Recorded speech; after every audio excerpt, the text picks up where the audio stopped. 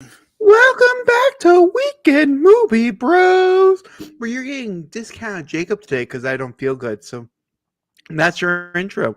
I'm Jacob. That is Idiot. Mm-hmm. And That's what. There you go. this is the podcast of Weekend Movie Bros. Oh, God. Where we talk about all things in life, such as movies, and movies, with a little bit of And television. there you go. And streaming in there. That's movies and television. What is streaming nowadays? Its own kind. So, as last week, I made up all the banners, so I know which stories Jacob knows about and which stories Jacob doesn't know about. And the one that instantly caught my attention when I told him the title was this one. So this is where we're starting. Sharon Stone gives DC another try. So, if you are not a well known DC movie person, you will know that back in 2004, Sharon Stone played the villain in Catwoman. She went opposite against Halle Berry. Well, Sharon Stone decided, you know what? Let's give the old DC Comics another shot because she is now confirmed to be the main villain of Blue Beetle. Oh my Yes, god. yes, That is Sharon Stone. yep. She will be Wow. playing. Okay. You could had never have told me that she was a Catwoman. This is like Yeah. brand. I don't know how many times I've seen Catwoman in my life. Way too many times, to be fair. That's a genuine thing. But like, damn. Oh my god. Uh-huh. Wow. Was So, Catwoman a lesbian love story? Because like, if not, missed opportunity. Sorry. What? um, while I bring up more information, that was just a moment there. While I bring up more information about the story, Jacob, how's your overall thoughts about Sharon Stone returning to the DC movie universe? I got it right here, by the way. Oh, you beat me to it. Well, that's what happens when you just Google pulled up automatically to fact check you at every pace you go. You know, you are idiot. I have to fact check. That's fair. Sorry, that's So she was in final talks, but now it has been but I confirmed that she will be do. playing the villain in the movie. Okay.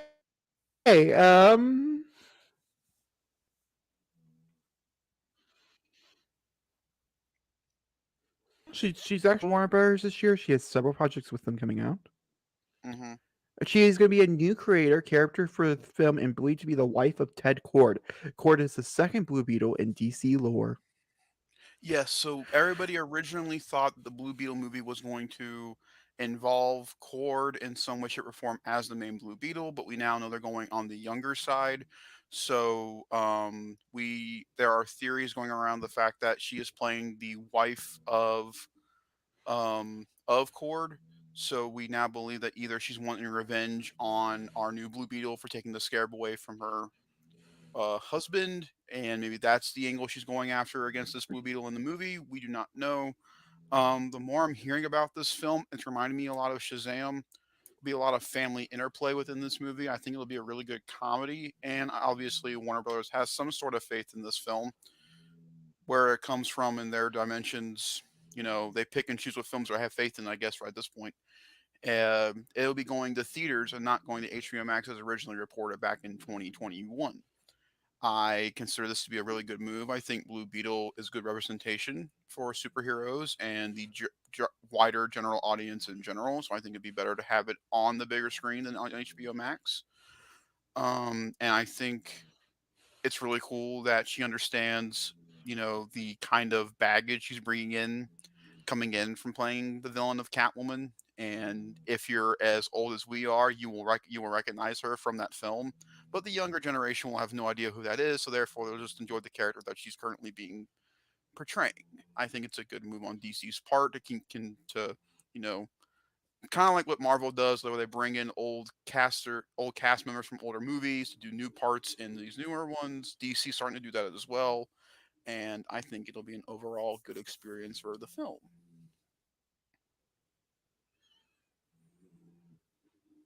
Sure. Okay. I didn't know she was a Catwoman until 2 minutes ago. So I'm just sitting here, just here. I've officially made the declaration because Zachary likes to make weird titles that he is going to pick all the stories for the day in the order that he wants to. So continue on. All right. So the next one we are going When to he talk sees about. this happening, Hmm. this means a rapido. So he understands. If you see Gotcha. it, don't question it. Well, they don't see it, buddy. If they're doing audio. Well, fuck you. So the next one will be the God of Thunder strikes a new record. Yay! So, Thor: Love and Thunder. We are now exactly 90 days away from this film being released in July. Um, and this film broke a record already. Yeah, think about that for a second. We're 90 days away from this film being released, and this is now the shortest time an MCU movie has not put out a trailer yet.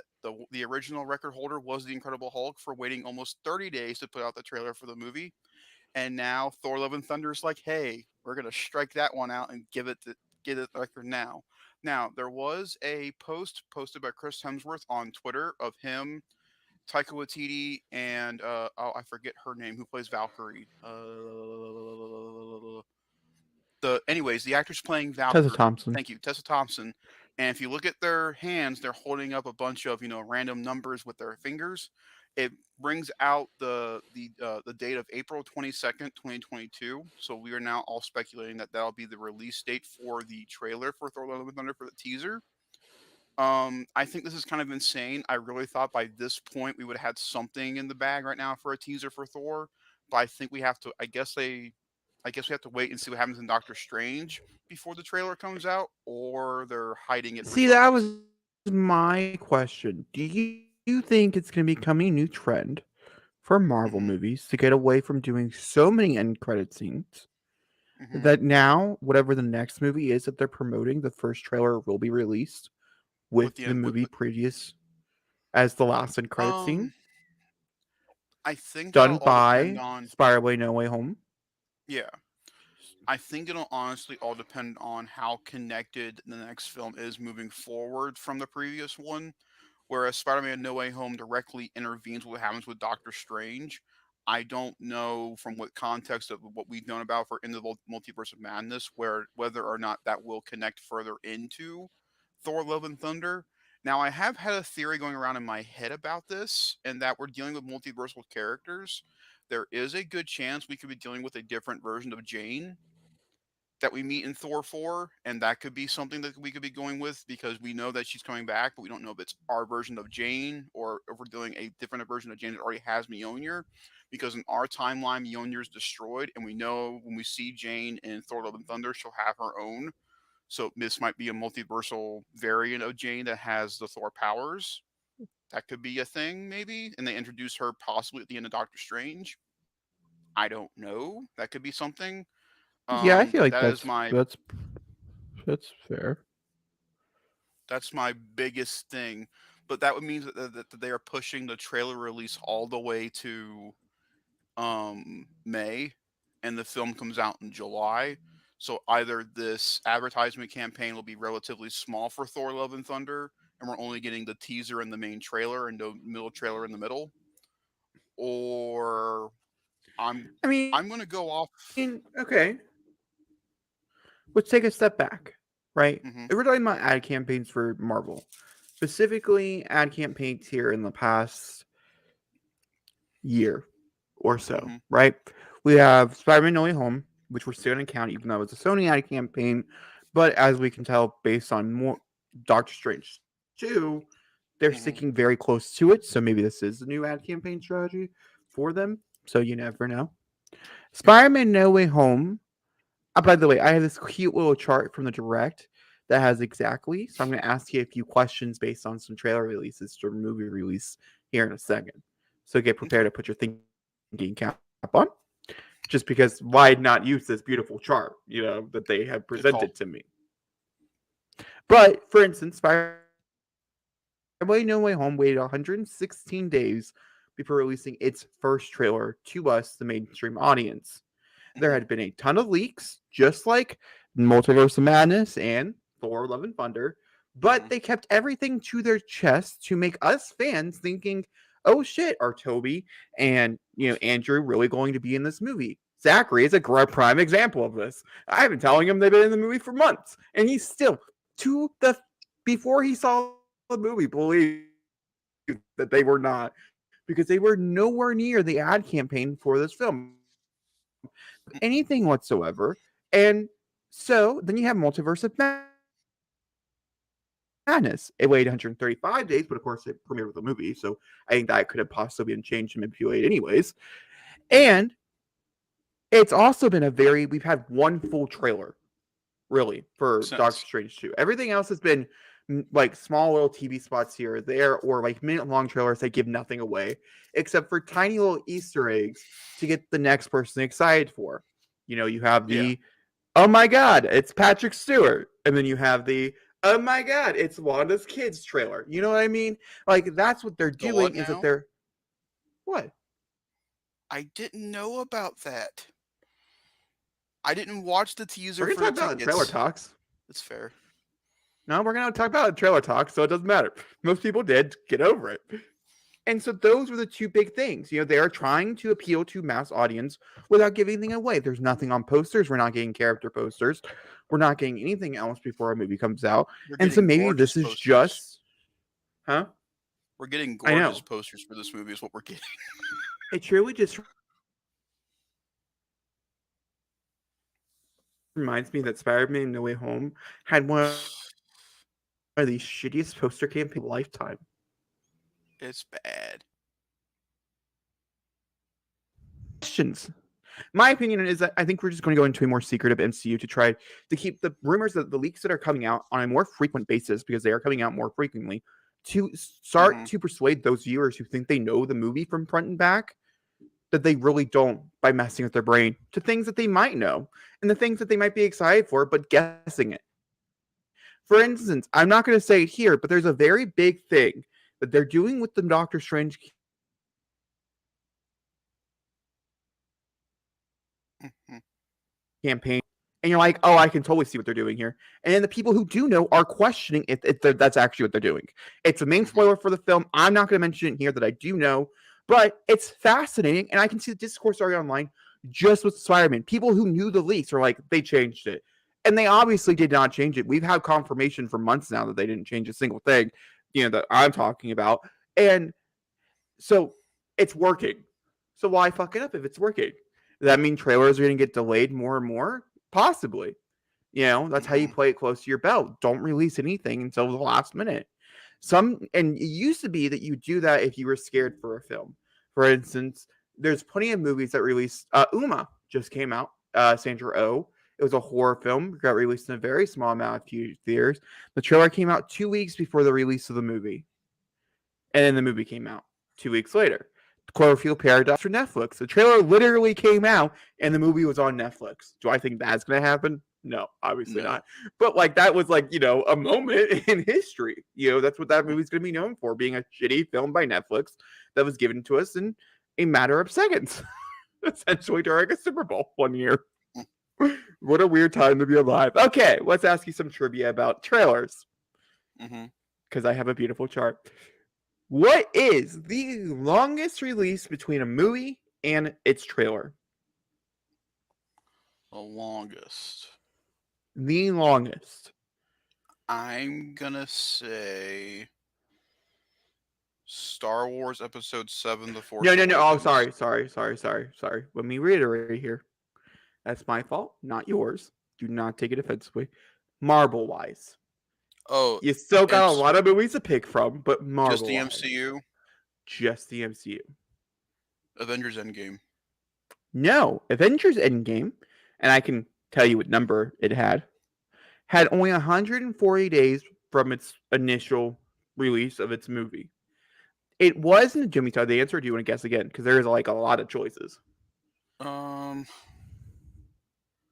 our first teaser for Avengers came with Captain America, but that came out in I want to say July of 2011, and then Avengers was May. That can't be it. Oh, Age of Ultron. Age of Ultron is the not right answer. It came out in 191 days before its release. There is a higher one, multiple higher ones. So I'm gonna give one more guess, and I'm gonna just ask for the answer. My final sure. guess would be. hmm, I'm gonna go with the. I was gonna go. I'm gonna go with the one I had in my head originally before Age of Ultron. The original Avengers, the first one. That is correct. It is the original Avengers. It came out 280 days before the movie actually released, so you got to see the first look. Yeah, because the first look was at the end of Captain America: The First Avenger that came out in July, and the movie And came out which in these are May. based on the initial teaser, not the full length trailer that I'm Yeah, sure probably hit the screens much later on.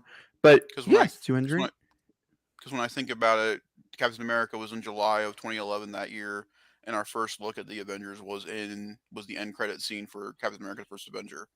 So that would make Yes, the sense. top three. We'll do the top three latest ones, top Mm-hmm. three shortest ones, as I think it's interesting. And also, I wonder if that depends on how they felt about the movie. Mm-hmm. So we have the top one, which is the Avengers, 280 days out. Then we have Black Panther, which was 252 days from its release. So we got a teaser. Then we have Iron Man, the original Iron Man that started the MCU off because, like, has 235 days from its initial release for a movie. We got a teaser for the original Iron Man. Wait, did that come out during July of 2007 during Comic Con? Have no idea, Zachary. I just have some days for you. That's all.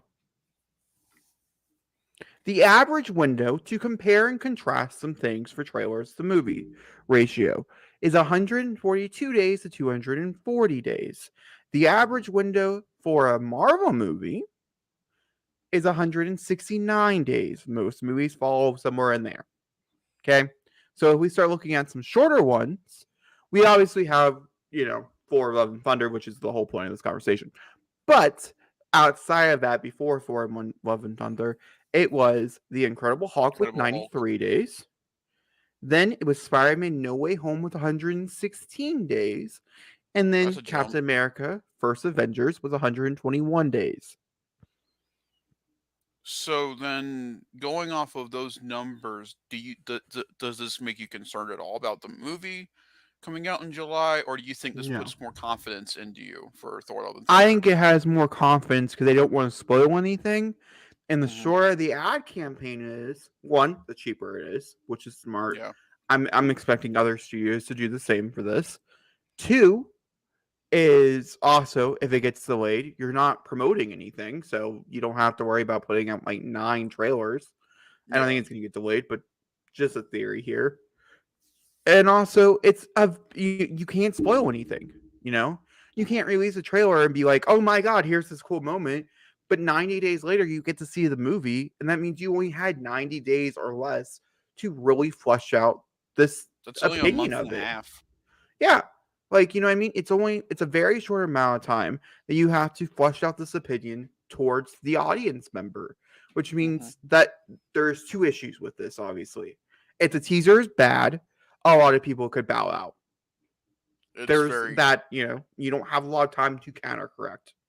Mm-hmm. Or that's the entire time is counter correcting, which means that your movie could come off as shallow. It could come off as trying too hard. There's a lot of negatives to this. Or you put out Yeah. one amazing teaser that people are so excited for it becomes like one of the most hyped films and they get it in less than 90 days. You made a moment. Mm-hmm. There's a coin to every pro, but yeah, that's my opinion on this. I feel like we're just going to go into, since we're in the age of spoilers right now, which Yeah. is what we're in. I think ad campaigns are just going to have to be shorter. That's why I think the I. That's why I also think, you know, the Batman did very well for itself, but it started its ad campaign all the way back in 2020 during COVID because the original intent was 2021. Yeah. And so we had three main trailers going into the release, and I think that ultimately hurt the film also because they have so much of a broad window to start adding. Whereas Thor, we've known about Thor since Comic Con back in what 2019 at this point. The last big Comic Con we had back in 2019 is Yeah. when they announced the movie, and so they've had almost 3 years to get this movie ready. So now their ad campaign doesn't have to be as long as it was going to be probably originally when the original release dates were still intact. Because what's crazy to me is that by this point, if the ads were staying the same, we already would have had this movie. If nothing would have changed, this movie would have been out already, Yeah, it would have came out in February. which is nuts to think about. I mean, we'd already also would have had Doctor Strange 2 and things. I Hmm. mean, there's a lot of movies we would have had.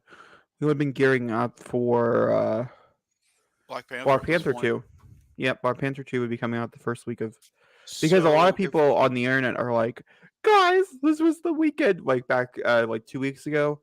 This is the weekend that we were originally get to see Wanda again on the main the big screen. There was like a whole day that there's like a memorial for it, essentially.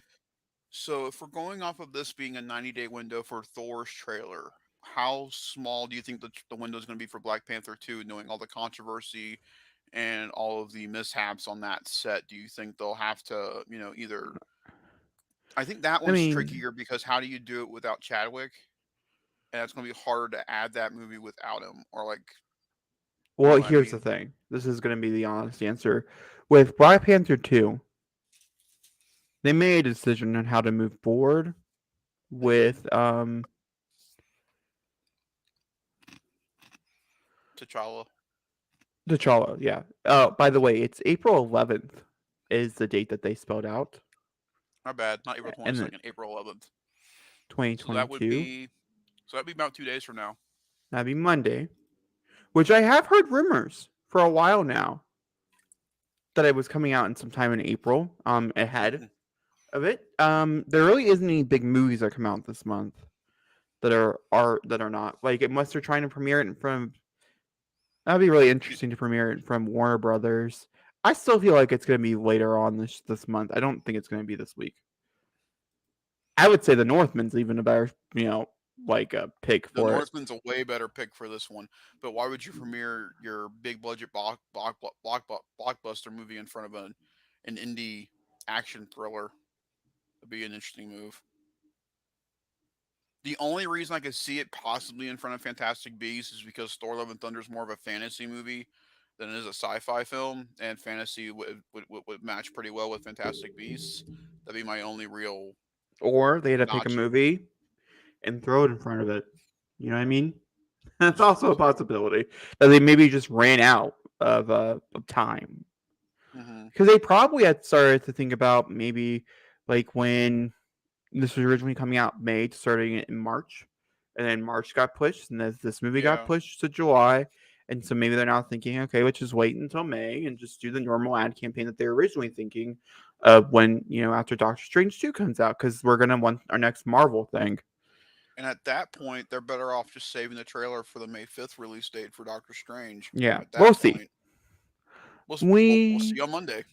we will see on Monday. That's true. We'll see on Monday. Did you ask me a previous question? Mm-mm. All right. When do you want to move forward then? Um, let's talk about the dragons coming for the hobbits. So, Jacob, you told me when we started before we started the show, you think you know what this is. Do you want Yeah. to you want to give a guess? Oh, sure. I can give a guess what the story could mean. Is this about the release date for the brand new Game of Thrones You are show? correct, my buddy. I didn't know So, is there a correlation between the two dates between the Hobbits and the Dragons? Did yes, not there know this. is. So, House of Dragons comes out August 11th, I believe, for HBO I can tell you. Max. September 2nd is Lord of the Rings for August 21st. August 21st. Sorry, August 21st is for House of Dragons. September 2nd is for Lord of the Rings. That means at the exact same time, you will have both House of Dragons and Lord of the Rings going on at the exact same time. And to me, this is fascinating because we are having two high level concept fantasy shows going on at the exact same time. We've never had this before. Game of Thrones during its entire run had it on its own merit. Like nothing was going against it. Game of Thrones is now going against the OG fantasy epic that everybody knows, which is Lord of the Rings. And depending on how well the first three episodes of House of Dragon do, Not even Lord of not the first two. the first two. If the first two Dragons episodes come out strong, then Lord of the Rings will have some serious competition. But if what my fear is true, I don't think House of Dragons is going to be very good. To me, it's I think it looks I better than am Lord of the Rings. I disagree, So but I find it very interesting that we're going to have two high level of concept shows going on at the same time for Lord, fantasy. Which one do you think will do better great. view wise? For instance, House Dragons. I mean, the issue is we're not going to know. House Dragons is an HTV show. This is not an HBO original. Let me double check that. Let me just double check it to make sure. If so, then we'll know. We can literally put it up to the test because that means there will be numbers. Hmm. House of Dragons. Well, we also have to remember the Is budgets for this? both shows are very different.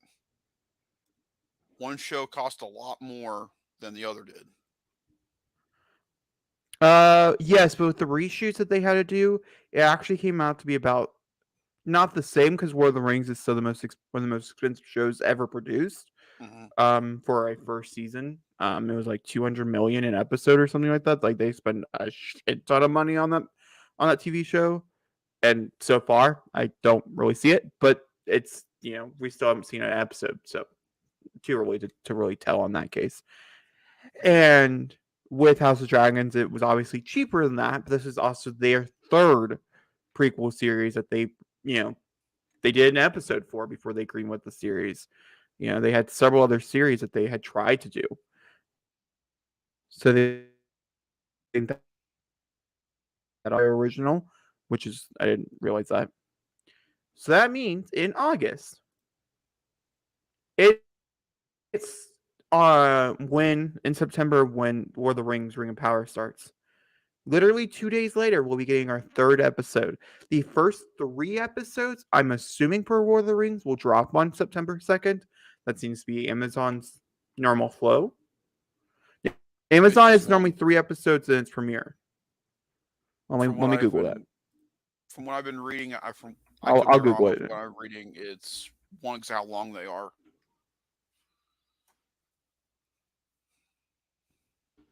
Because like even with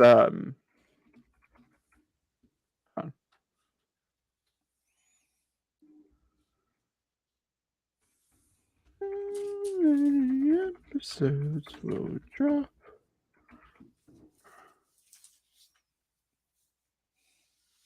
This will be like the reason I brought this up, and mainly because this is something we're both really interested in with regards to both shows. It's been a while since we've had two shows at this caliber on at the exact same time. And so I'm Mm-hmm. just curious to see whether or not the audiences will transfer from one to the other, or if the audiences will pick the one they think fits the best with their high fantasy concept idea, and it will reflect in the views for each of them. I mean, HBO Max is really looking for their next big, Sex in the City show to hit for their streaming service. And I guarantee you, they're hoping that House of Dragons will be the one to do that. And Prime, on the other hand, Lord of the Rings needs to do well financially simply because of how much it costs to make. They need to be able to, you know, justify how much they spent on this show. But they've had consecutive hits left and right. HBO Max has had, I think, probably maybe two or three now at this point. So they need House of Dragons to do well for their streaming service.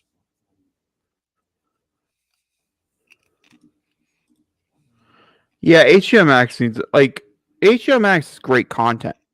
HBO Max Hmm. also does not market and or tell us how that's doing. It could be doing phenomenal. Who the fuck knows? Not me. Mhm. And so it's also I find interesting that they're both prequels Yeah, to a hybrid fantasy series. Like this is, The Ring of Power takes place even more time but back before this is the third um prequel The for Hobbit Lord of the does. Rings. And so that's very interesting to me. Also, I find it very funny that Season? HBO Max is Huh? owned by Warner Brothers, who's releasing Game of Thrones, and yet during the same time, another Warner Brothers property, originally owned by Warner Brothers, Lord of the Rings, will be going on the exact same time as that, which I just find funny. Season 1 will be 8 episodes long, which is something that a lot of people there's been a lot of speculation about how many episodes season 1 is for Amazon, and it came out to be 8 in its final. There is not an announcement yet on how many episodes will be So if dropping, but it's, mostly normally it's 3. I'm gonna But say if it's 8, it could Marvelous be Mrs. 2. Maisel Marvelous Mrs. Maisel did 2 episodes every week for the Hmm. entire run, cutting it down from an 8-week show to a 4-week show, or maybe it was like a 10-week show to a 5-week, something along those lines.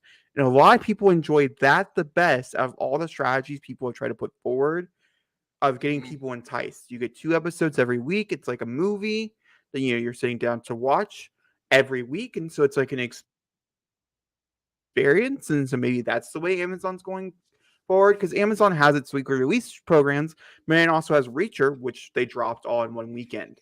You got Hmm. to binge watch that as soon as it was released, which not everything does. Also, this prequel takes place 3,441 years before. So I don't know why I wanted to add that fact, but I found the number kind of strange. So there you go. I know you're looking more forward to dragons, and I'm on the opposite, looking forward more to Lord of the Rings. The only reason I've never really liked Lord of the Rings. that's fair. I like Game of Thrones up to a certain point. Um, I think Game of what I Thrones was what quality I'm better, nervous was about mostly throughout the entire thing. what I'm nervous about with House of Dragons is that this is Warner Brothers saying, okay, we no longer we're creating our own canon at this point. This is our canon going forward before the events of the show. And they did the same thing Yeah. with The Hobbit. They did the exact same thing with The Hobbit. And they broke up a one book into 3 films. This is my issue with Fantastic Beasts from Warner Brothers. They broke up a what should have been a 3 movie story into 5 films. I understand where you want to expand, but know how much you need to expand and how much that'll ultimately do a detriment to your property. And as it's well regarded, both The Hobbit and Fantastic Beasts are regarded as two of the worst at this point, The Hobbit especially, regarded as some of the worst prequel stuff to an existing IP. And so Warner Bros. At this moment is not really known well for doing prequel things.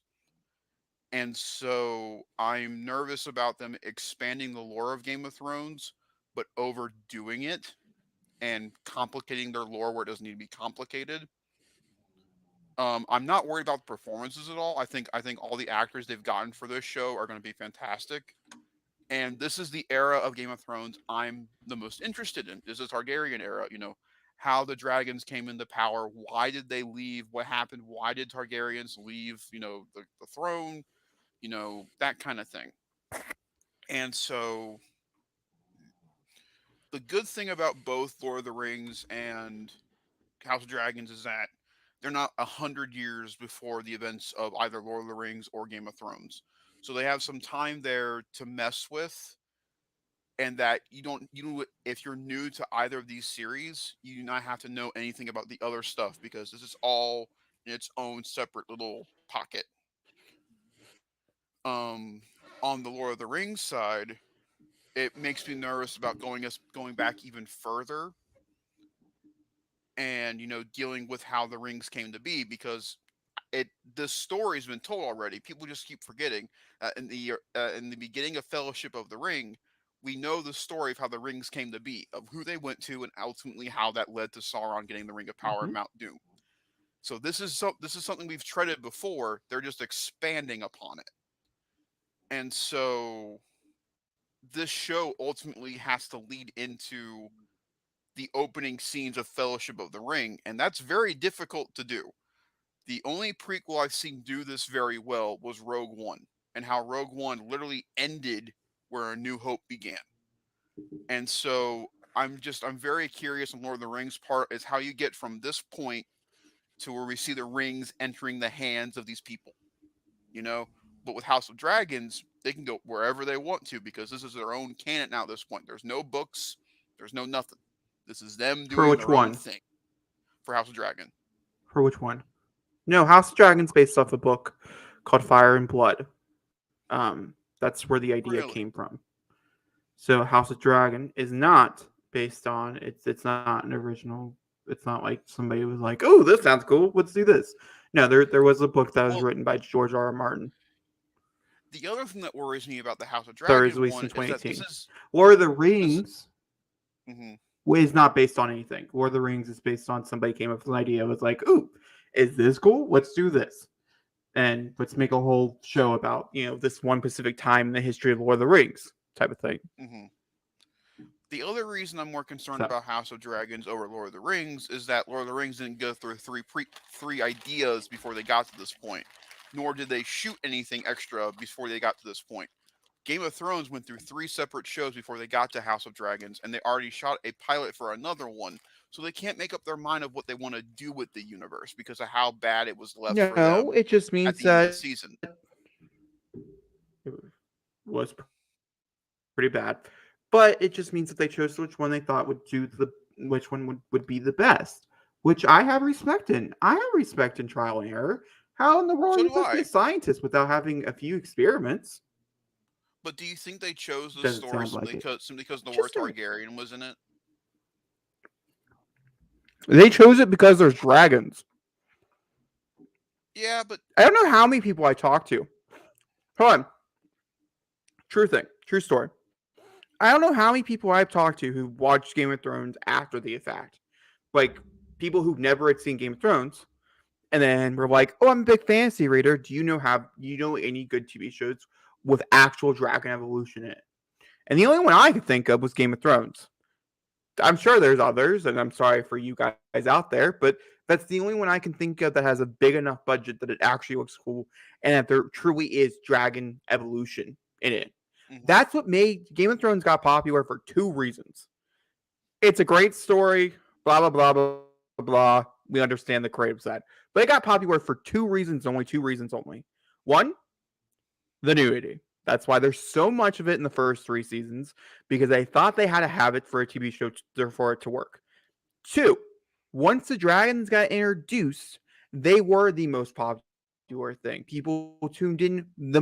The viewership went up the most where the dragons were involved. If the dragons were in an episode, Danny wasn't a part of an episode, it you could see it in the charts. It went down. People were not curious about the other storylines. They wanted to see Danny's storyline because she had the VFX. She had the most prettier things going on. That's what made Game of Thrones famous. Then obviously you have the story was really good for several seasons. The characters are really you have the typical shit, but most people tuned in hmm for those two reasons. If you talk to like a normal viewer who started way back in when it started, okay?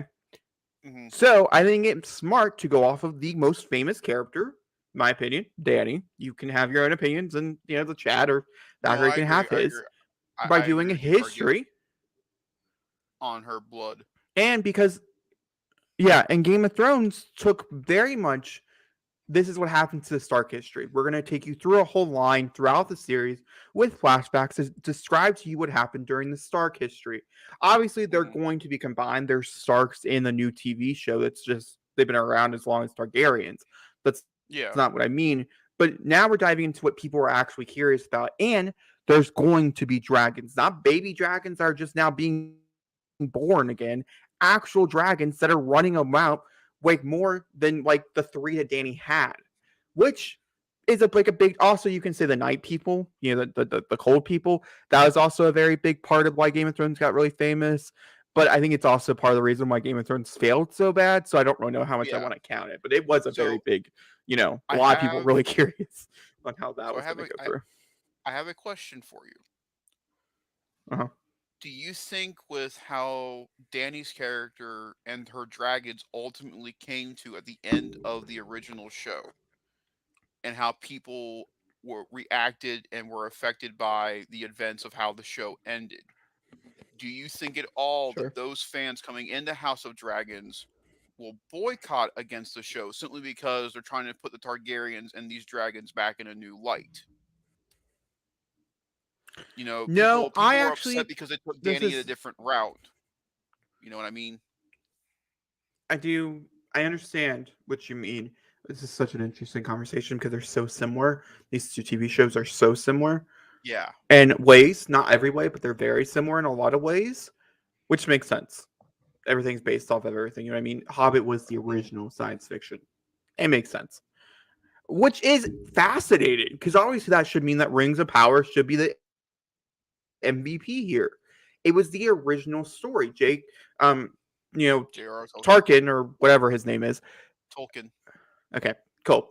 Was one of the original people that made this genre. He wasn't the original, but he was one of the very few people who made fantasy come to life. It's part of the reason why fantasy has its own genre in general.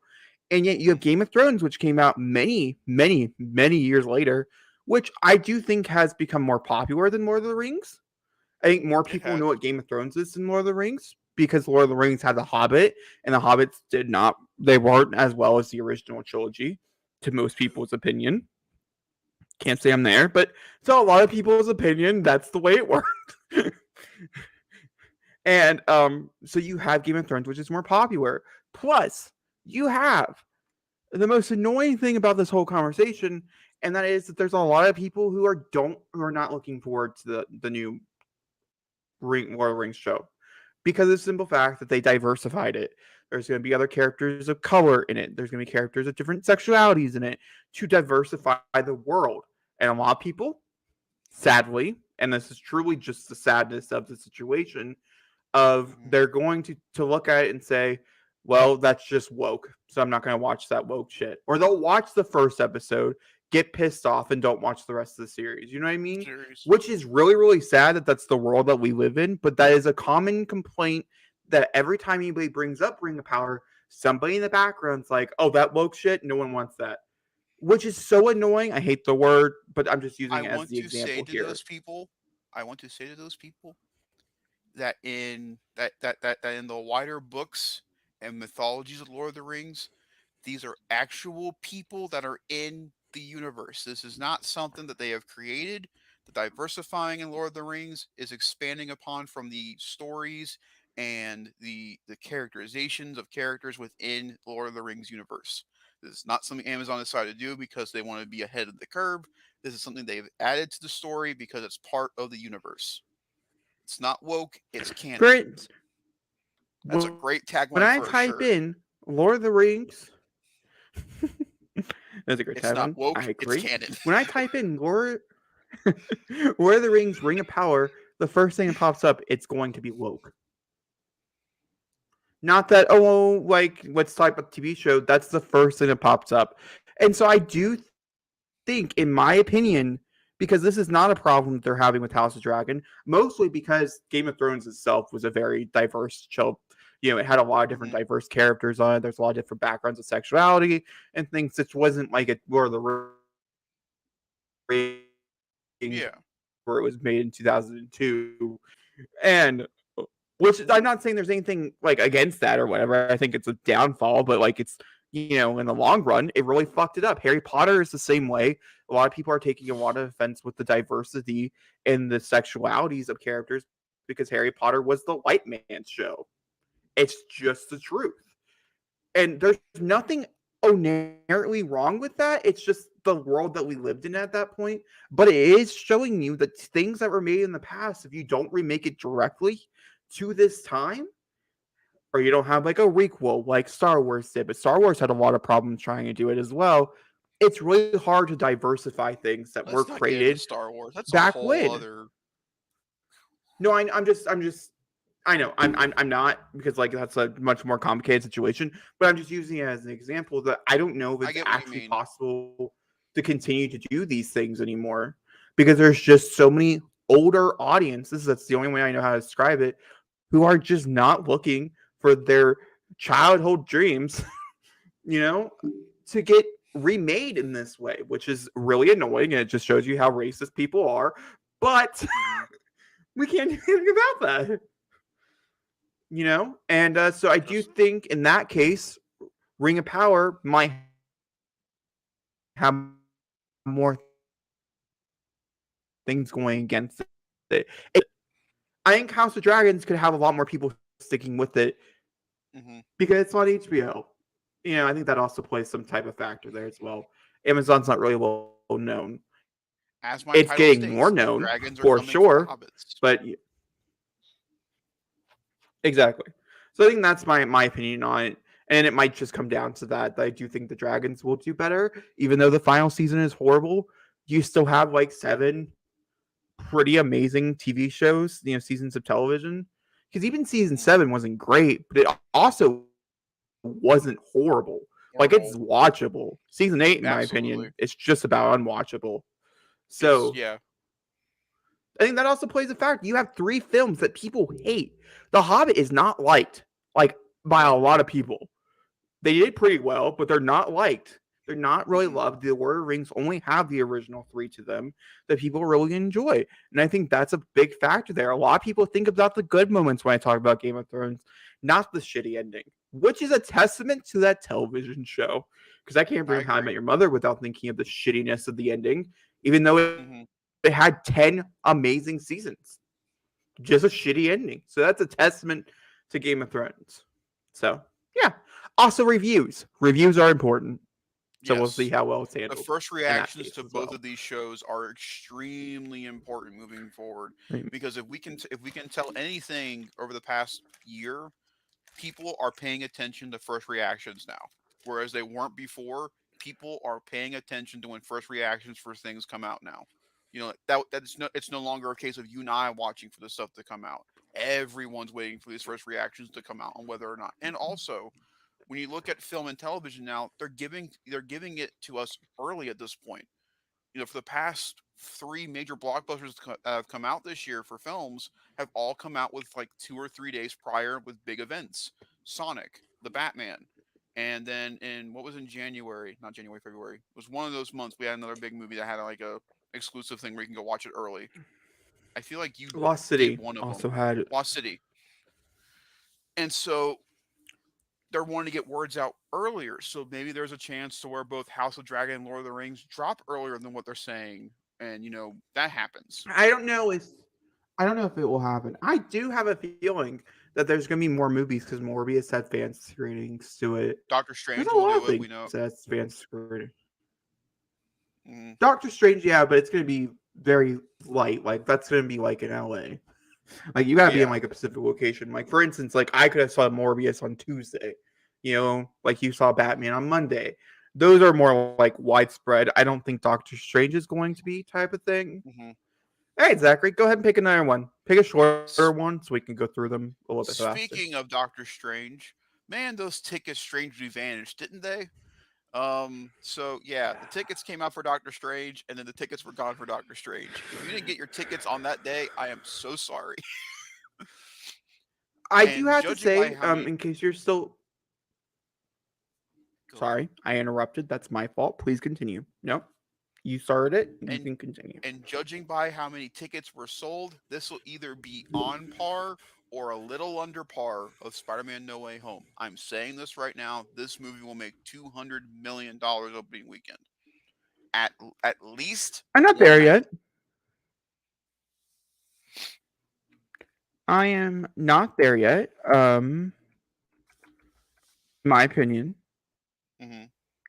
I think it's gonna help a lot with the short runtime. Hmm.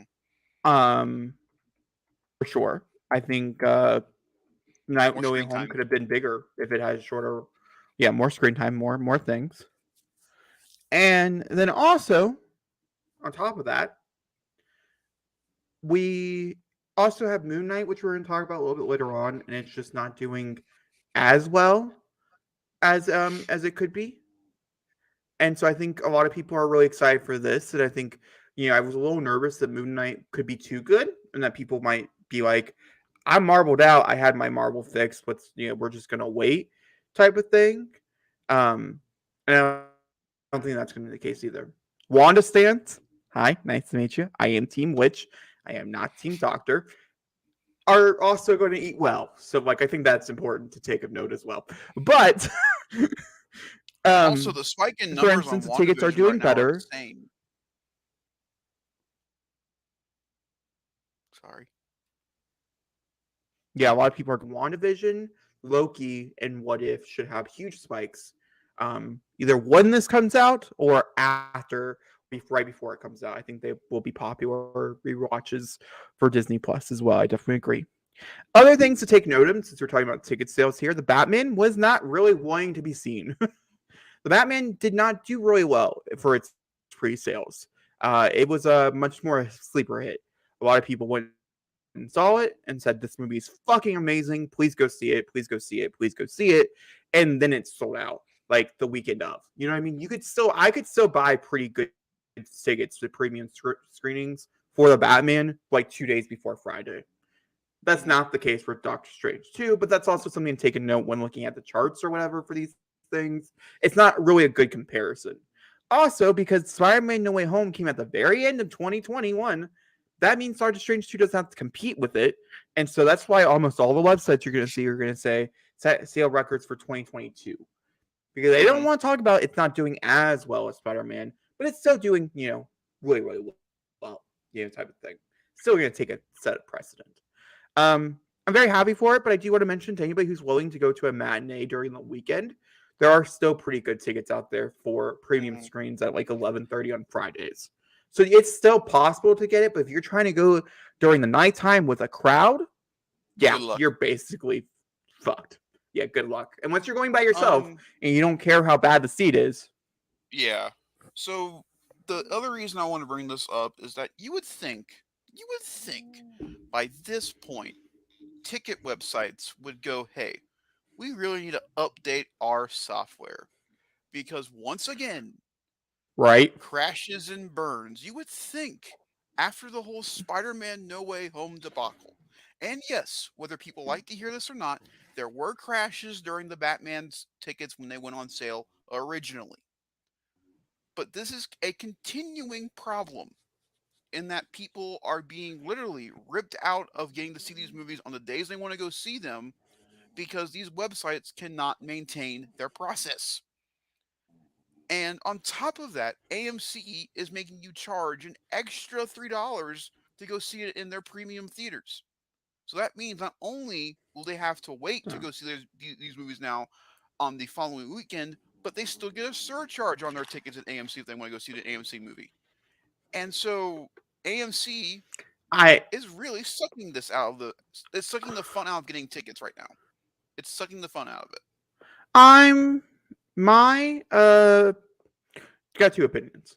One, I personally dealt with crashes.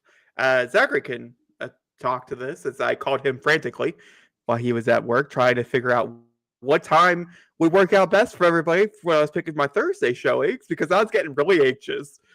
The tickets were on sale at 9. I didn't buy mine till 11 because Cinemark was still crashed, and I just happened to squeeze myself in there. Like a quick little squeeze. I didn't get my middle seats like I planned. I got my middle seats for my mom and my stepdad for their date on Friday to go see it, but I did not get them for like when me, my dad, and Zachary are going to go see it the day before. They're not horrible seats. Don't get me wrong. We're not sitting down at the bottom in a corner. They're just not my seats. I just wanted 11. I don't care if I got 9. I just wanted 11. Whatever. It's fine. I'll digress. Will you? I will digress. You don't understand how annoying it was. I was there. It was on it. I was scrolling. I was ready. And then it crashed. Like, I was probably like one of the first few people on the website, and it still crashed. So, no, I will not digress. For AMC ticket upcharge, we'll talk about that. I have not been opposed to this, and I still am not opposed to this. I think for movies, like Everywhere, Everything, All at Once, which is probably like one of the best, most creative films I've ever seen in my entire existence, those will not go to theaters unless we do the upcharge. And that's the honest truth. You want to pay more for more expensive movies that come out every 2 to 3 months. Now we're getting back into the swing of things, probably like once a month, but it's not going to be like stacked. Like if they do Doctor Strange, I bet you anything Top Gun Maverick's probably not going to sell for $3 extra. It might be Mhm. $1 more. I think it will depend on the movie and how much money it's going to be upcharged. But I do see almost every theater going forward doing this exact same thing if it's part of a mega chain. The one in Blanchester where we grew up, yeah, no, that's going to be $5. But everywhere else, yeah, I do see it happening. Everything Everywhere at Once will be normal price ticket. So you can go see it at a normal pricing. But you want to see Doctor Strange 2 right afterwards, well, you're going to have to pay the $3 extra. And I think that's only fair for each movie to be able to do well.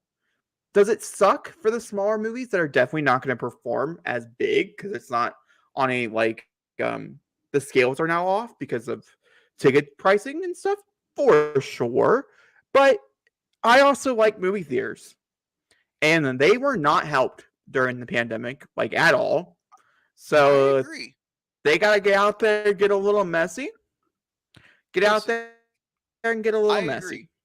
I agree with everything you are saying. I agree. My my counter to what you are saying is this. Families want to go to the theaters again. Clearly, with numbers that are being shown right now for this weekend, families want to go out and go with their kids, either with their grandparents, their adults, whatever. They want to go to the movies. The theaters are starting to rise back up in numbers. It's a good thing. Slowly and steady, we're getting there. I think Doctor Strange will be the first real big film that brings it up. But you are going to continue to push people away from going to the movies to go watch your films if you continue to find ways of pushing people away and either surcharging your tickets or reducing on concession. You're doing If you do one or the other, you're going to continue to push people away because of how expensive it will be. If you're looking at traditional tickets before we did the upcharge, it would be about $30 to $40, maybe even 50 for an entire family to go see a movie. Now, if you pick that film to go with your family, you're now looking at an extra $20 on that because of the surcharge. And to me, that would ultimately take up, like, if our family of five, if we wanted all five, if the five of us were all together, we all wanted to go see a movie together at an AMC theater, like we all wanted to go see maybe Sonic the Hedgehog 2. We'll give this example for this one because River can go see this. Has an upcharge of $2 on its ticket. Just for an example, I know it's probably not the case, but what if it does? If that means the case, tickets would probably end up being like what, 13.50 at that point then for a surcharge on the ticket for 13.50. That means five people, Uh, 13.50 per ticket plus concession. You're looking at almost $100 just for the five people to go see a movie. People won't go do that. They won't. Now you're adding on extra dollar on the Doctor okay. Strange. That's Hold what on, I'm hold going on. at. For instance, Hmm.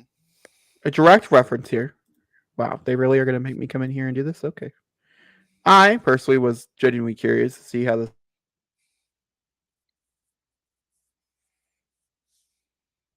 looked. Theater near me. That's an AMC theater. Um, Hmm. for movie tickets.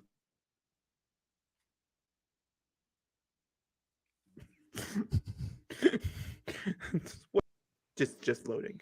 For instance, okay. Wow. Yeah, guys, it's no longer Saturday. Don't be a dick. Let's choose. We'll do a Dolby because they have Dolby, so we'll do that one. We'll do the Hmm. 4 p.m., which is the later one. Hmm. And I'll click. Wow, damn, these theaters are huge. Yeah, the Dolby theaters at Sorry. AMC are nuts.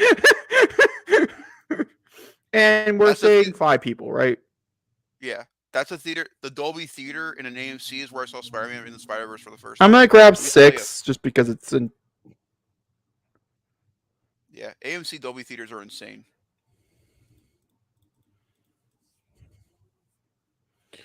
Okay, so we're gonna do it by family. We're going to assume that it's you, me, Hmm. mom, Hmm. Tim, Hmm. and grandma, because I Hmm. got 6. We're just, Hmm. shitballing here. And then River. So that's one senior ticket, one child ticket for adult tickets, okay? Hmm. And I don't know if it doesn't tell you if it's upcharged, just to give you a heads up for anybody who's on the online or whatever. It does not say. You're just assuming this is normal price, which I think is extremely smart on their part because On you would their never part, it know. doesn't say Which it because you if it can't be did, mad if something you yeah. then yeah, I think we would have a different conversation. Because I think what the problem here is, what's going to become an issue, is that, Hmm. or not an issue, is that people don't know that they're doing this. Oh my fucking god! And see, this How is much why is you it, do it at Jake? a theater you go to on a normal base. So, and we're gonna go check. I'm gonna check a random movie that's not like Sonic 2, by the way, Okay. something that's like an indie film, and see if the prices are the same around the same time point. Just because I'm curious. Hmm. So, if these are normal prices, yeah, we ain't seeing this. Um, it's $115. This is a premium theater, premium Uh huh. screens for 6 tickets. Hmm. It came out to be $115. That includes Hmm. the $657 of taxes as well. Which okay, let's bring it back. Let's travel it back in a little bit. I bought 5 tickets to go see adult tickets. Actually, Zachary's a child. Adult tickets, except for one child, which is Zachary, to go see Doctor Strange 2 Hmm. when it comes out. That's between 2 days, but I paid full price except for a single ticket. I had a bonus extra free one because of the thing that I do. So I don't know who took that one. Probably the cheapest one. Hi, Zachary. You probably are a bonus ticket. But everybody else, it came out. And that was about $60 I spent on tickets across the board for Hmm. our theater. So it is significantly more expensive, but it's actually a better theater. So you are paying for the experience as well, which I think is also important to take note of. AMC is better than Cinemark. I hate saying it, but you An can't. It's the extra truth. So 40 like, I can't though. be mad. An extra $40 though. Yeah, I mean, it's Dolby. I'll for a certain movie if I really want that sound, like Top Gun Maverick. Do I look? Oh I think the movie looks God. pretty bad, but for a sound like that, maybe. You know what I mean? Not for Sonic 2. I would pay. I'm fucking damn for Sonic 2.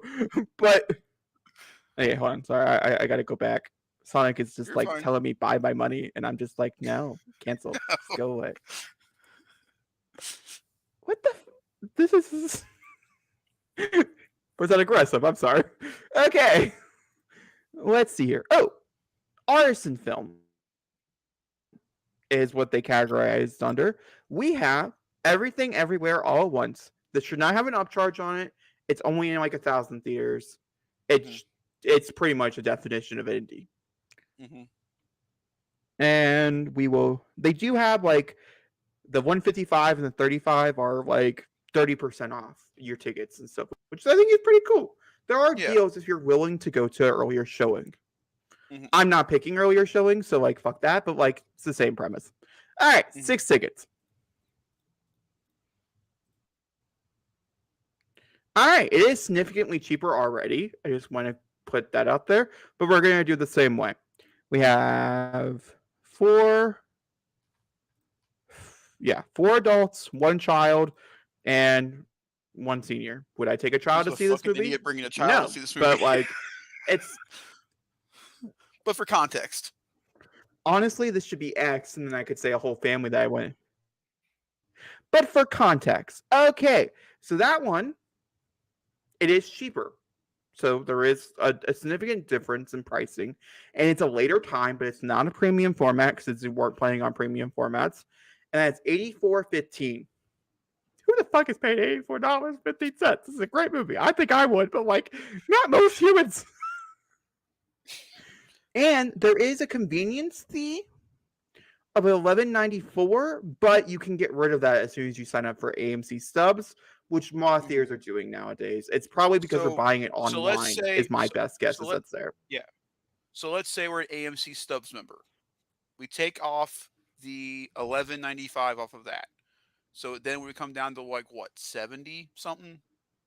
72, something like that. So that Yeah, is almost a $30 difference of going to the but you're movies. paying A for $30 difference. the hold on. Some things to take in factors here. You're paying for a premium screening at a later showing, which means you're past matinee, which means that you already know it's going to be more expensive than if you picked it at 11:30 in the morning for your, Yes. your Dolby Atmos. You're paying for Dolby Atmos, which is expensive to do, period, for any theater to run. Mhm. If there's 7 people in there, that's expensive. I'd pay an upcharge for it because it's a premium format. That's important. It's like an IMAX type of thing. That's about it. So, do I think Sonic 2 is worth 114? No, I do not. Do I think Spider-Man No Way Home 114?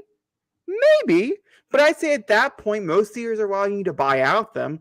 Why not buy out your theater and have a At that party? It exactly. basically costs about the But same.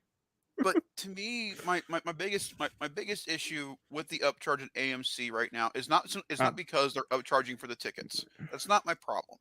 Theaters want multitudes of people to go to their movie theater and sit down and watch a movie. They want a family to come and see the film.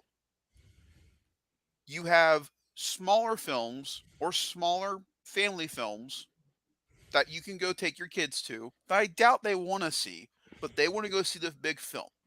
That sure. means that if we're looking at a family that makes around, you know, relatively family money, that doesn't have a lot to spend on a movie, that means that you're probably picking your film once every couple of months to go see with your family at that point.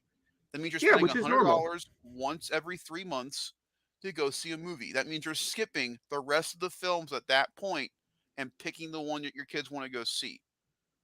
And so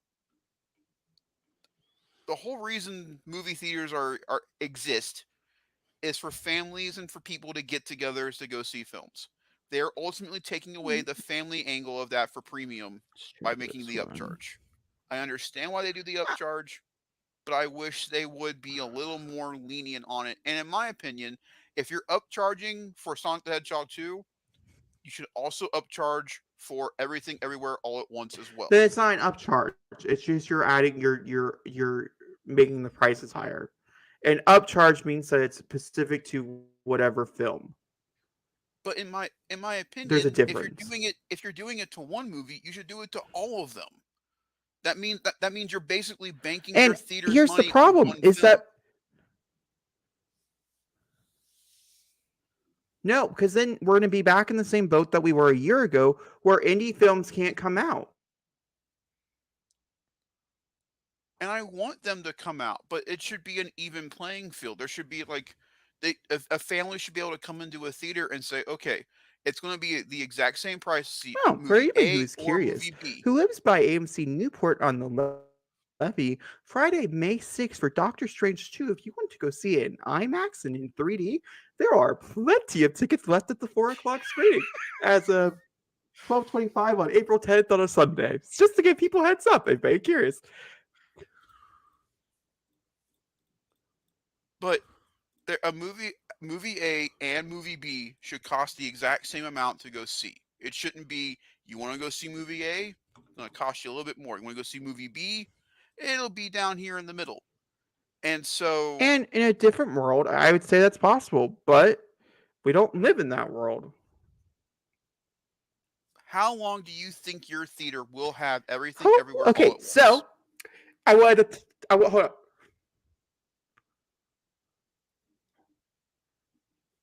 Mhm. But here's the thing. I think also a thing that's important to remember, and I think it's important to remember. What? I didn't get to hear the last part of that No, conversation. That was right there. I didn't say anything. What would you say? I didn't say anything. No, no, no. How long do you think what? How long do you think everywhere all at once will be at your theater compared to how long Sonic the Hedgehog 2 will be at your theater? Oh, I'm gonna say I'll probably have it for like 2 weeks, depending on how well it does. Uh, Possibly three, 2 to 3 And to weeks, me, and to me, maybe. that's what's ultimately hurting the indie films is that they are purposely putting charges on the bigger films so that way they can stay at the theaters and continue to make money on them while only giving the smaller films a small time frame to do financially nothing and then leave. They literally push them out to make room for the bigger ones. You want indie films to do better, but yet they constantly are pushing the indie films out of the way that But way the here's the bigger ones thing. can stay. Logically, here, okay, I'm just gonna put it out very bluntly. I don't know any other way to do this. Bluntly, okay, we're gonna go bluntly here, okay. Everything, everywhere, all at once is probably in its entire run in the movie theaters is lucky enough to make $20 million. Okay, it's probably not going to be theaters that very long. Once it finishes its little train, it's done, and that's a big indie. Like that's significantly like X in its entire run in movie theaters is probably going to make 10 if it's lucky. Okay, Doctor Strange 2 is going to make 150 to 200 million in opening weekend. Am I going to make you pay more to go see Doctor Strange 2, a movie that is going to significantly do better than a movie that's going to make maybe like $17,000 at my theater compared to Sonic 2, which is going to make $150,000 at my theater in one weekend? Yes, I'm going to make the families pay more. And that's just the honest truth. That's how business works. It's not fair. I'm not saying it's fair, but that's also business. Business is not fair.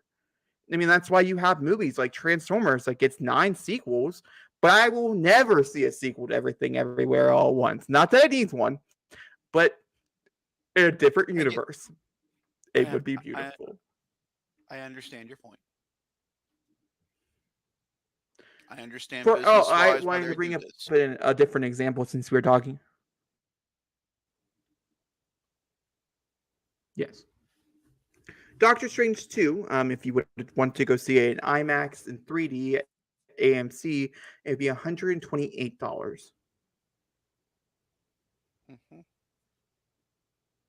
Just if you're looking for Okay. 6 tickets for adults, one child, one senior, plus the upcharge of a fee of a contains of a $14.94, but that can go away if you have an AMC subs premium. And my assumption here is that like if you go to AMC frequently and like your family that goes like once a month and you know that it's more expensive, you'll pay the like $5 or $8 that it is to be an AMC subs member to Hmm.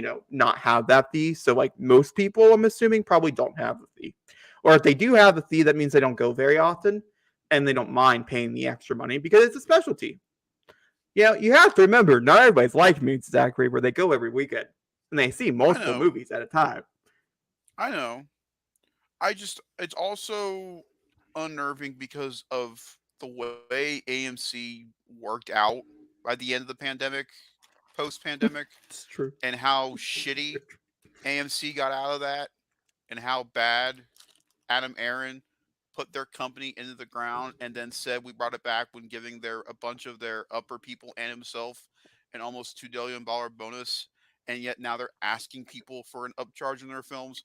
That to me is where this problem really lies. It's not the fact they're charging people extra money. It's the fact that it's that without people really knowing it, except like you and me, that this company is doing this to the people, even though it was us, the people, that got AMC through the hard times, and yet they decided, to just, be the assholes that they were. So, if any other theater did this, I would be fine with it. I would understand it. I understand why they had to do it. But AMC are just a bunch of pricks. They didn't have to do this, but for some odd reason, they decided they needed to. They're the only chain in the country doing this as we speak. And I do see other chains moving forward and doing this. I really, really do. but I don't I would think also like other. to mention Mhm.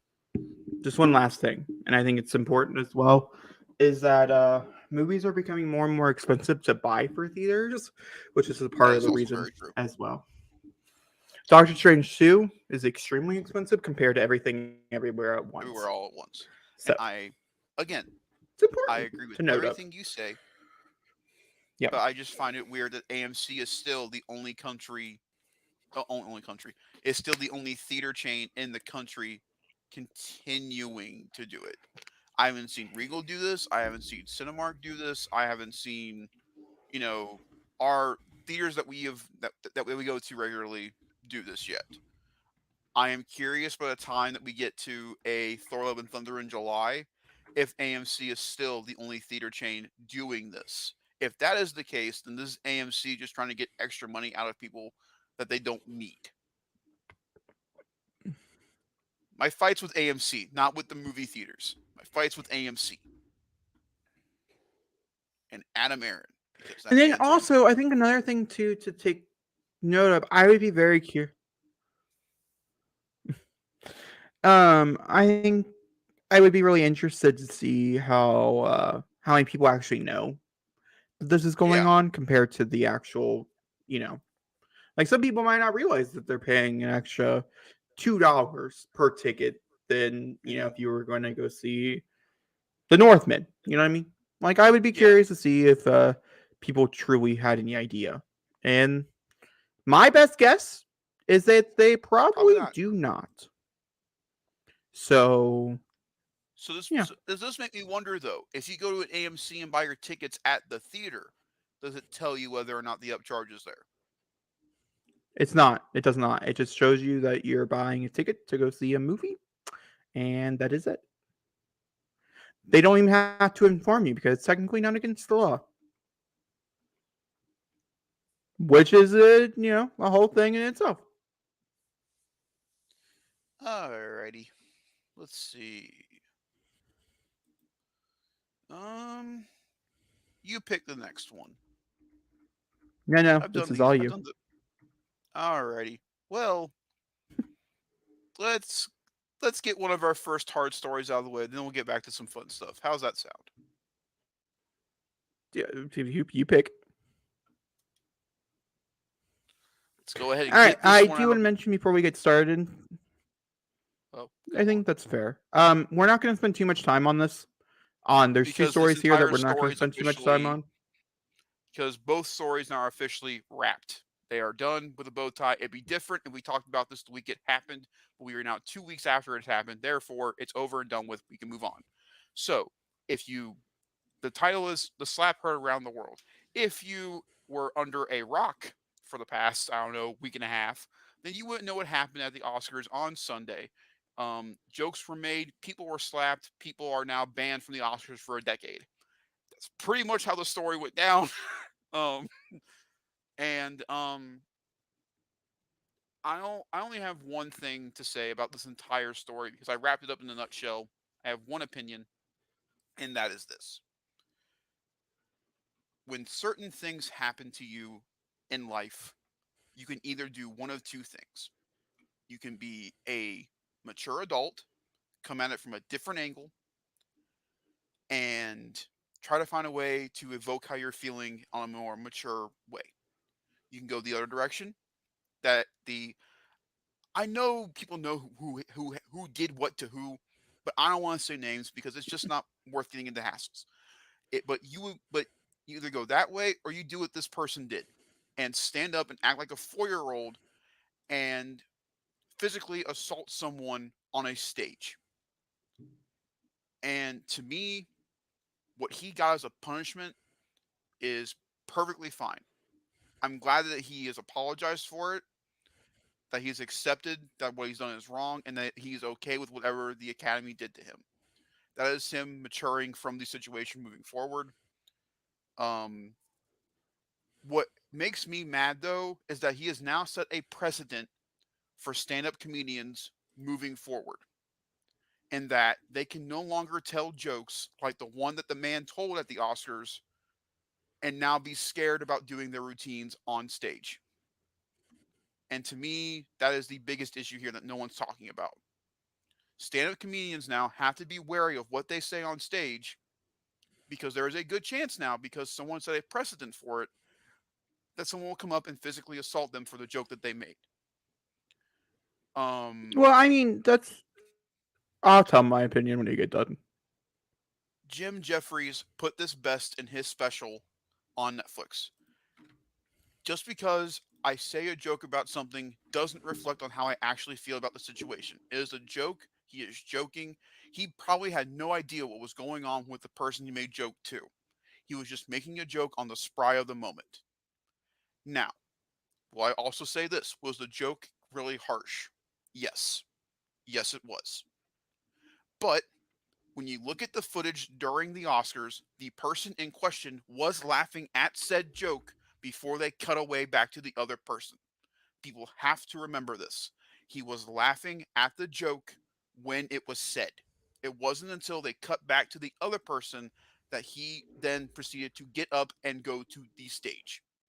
So either something was said between the cut or something was not there.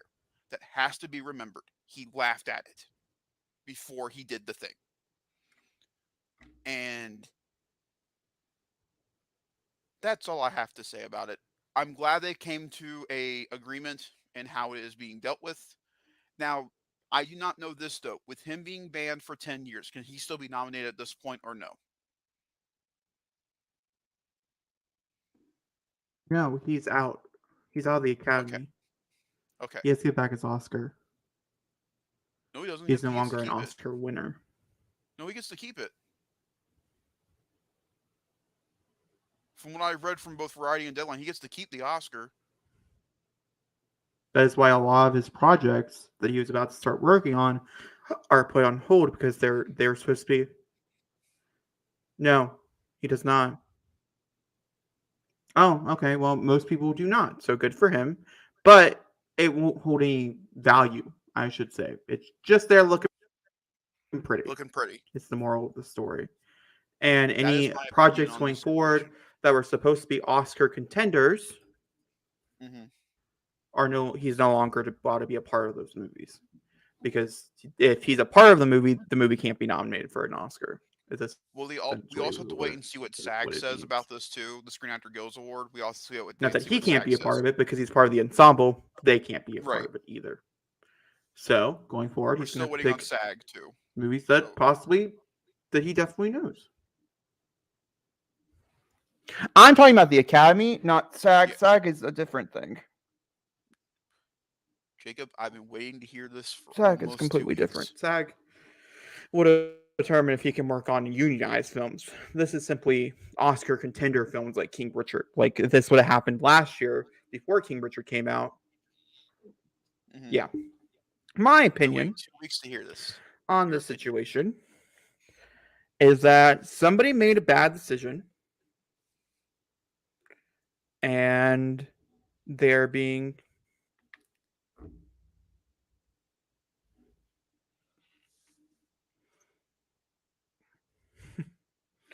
and they are essentially being used as a martyr.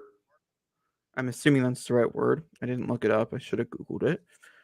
Um for a situation to make sure something like this doesn't happen again. Because obviously it would be really bad. I mean, I'm on both sides of the camp here, like truly on both sides. I'm on the side of people who are comedians who don't want to be slapped. Fair. I'm also on the side of someone defending their family, even if they do it irrationally. Also fair. Because what it comes down to is the simple fact is that the person who did the slapping's wife was extremely hurt by the comment, and he didn't realize until afterwards.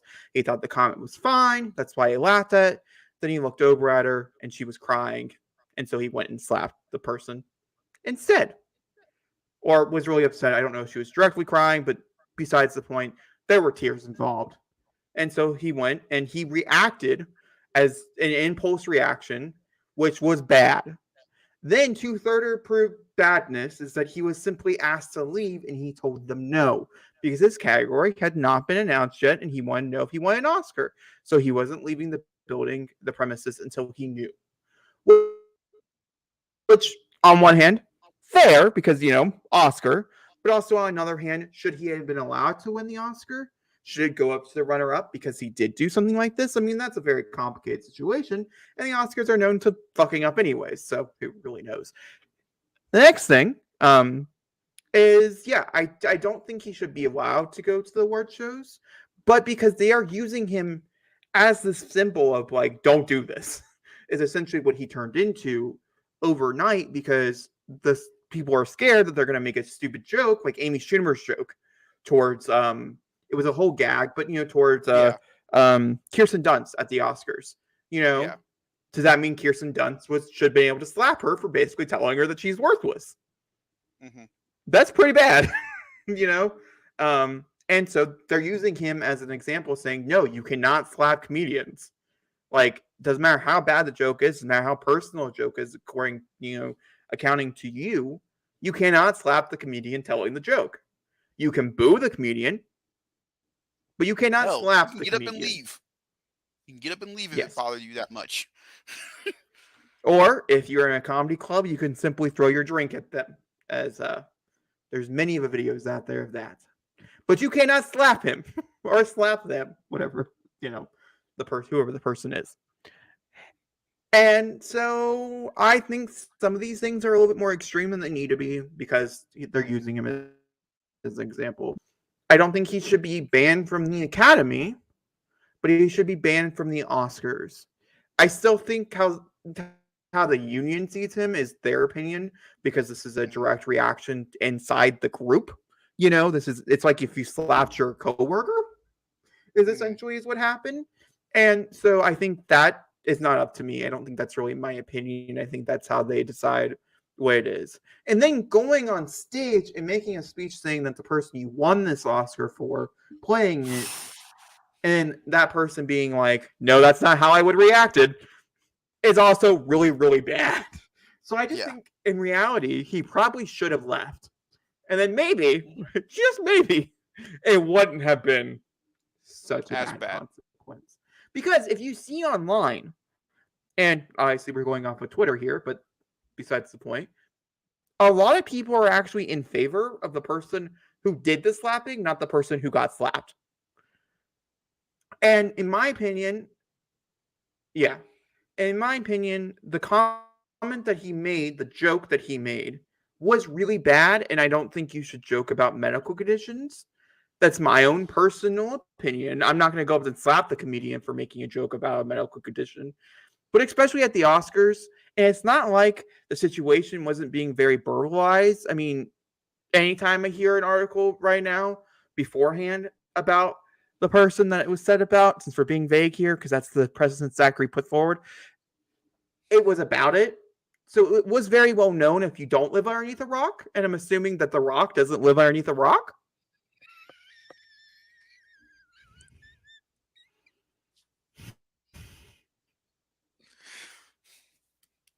So, yeah. And that note, I don't know. In my opinion, if that was said about someone that I care about deeply and dearly, and they were really upset and hurt about it, and it was a direct jab at them, personal jab, that wasn't like a gag gift that they talked about beforehand. Hey, I'm going to make this joke. Is that okay? Because it's an Oscars. This isn't like you're going to a comedian show. This is a whatever it might be. I don't know. I think I would have probably slapped him. I would do impulse reaction. That's me. I would definitely have regretted it the moment I did it. I would have been, oh, that was a bad call. And so I'm on both sides here. No one should have been slapped, but the joke should never have been made. Does that make sense? Yes.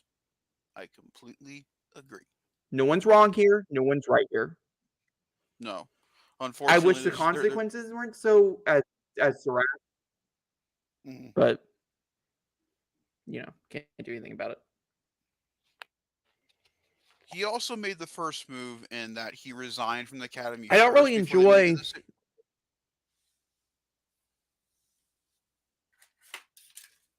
Yeah. Sorry. No. He also resigned from the academy, so I feel like what they decided on doing to him, like you, is a little extreme. Make this like a 5 year, maybe even four Zachary. year thing. Yeah. Yes.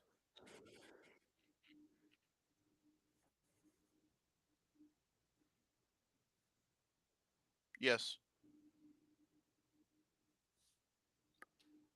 Can you hear me?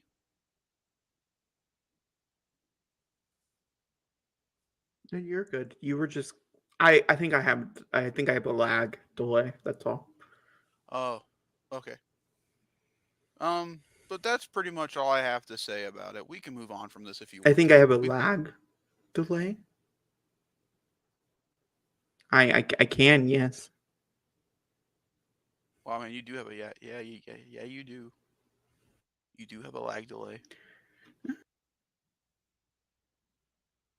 Oh, oh, I'm here now. Okay. Um, yeah. So this was a thing that happened. Um, in our in oh, hello, you returned, I did. I was having some technical difficulties that I thought maybe popping and popping out would fix. So and it did. I think so, yes. Continue on with what you're saying. I'm sorry. No, you're fine. I was just letting the audience know we're gonna move on to another Oh, topic of hand okay. because I feel like both our opinions were very well decisive and we both made sense. So I'm glad we got to talk about it because I've been dying to hear your opinion about it. Um, you know what? Screw it. Let's get both of them out of the way so we can get to the good things. Ah, it's gone. There it is. Okay. So here's the other one. Now, this one, unlike the other one, has unfortunately just continued to grow. And I first want to say about this situation and that I don't actually know how to bring this up, to be honest. It's hard. Um, Warner Mm, Brothers, Eastern. this is all, in my opinion, on this situation, there are two parties at fault, but the main one is Warner Brothers. Because 2 years ago, uh, they were in a incident. Like I'll say their names. I don't know. I was being vague about the other one. Ezra Miller. They were in an incident 2 years ago involving a woman being choked, and 2 years ago, Warner Brothers did absolutely nothing. So therefore, they set a precedent to Ezra Miller that he was allowed to get away with anything that he did, and Warner Brothers wouldn't say a word.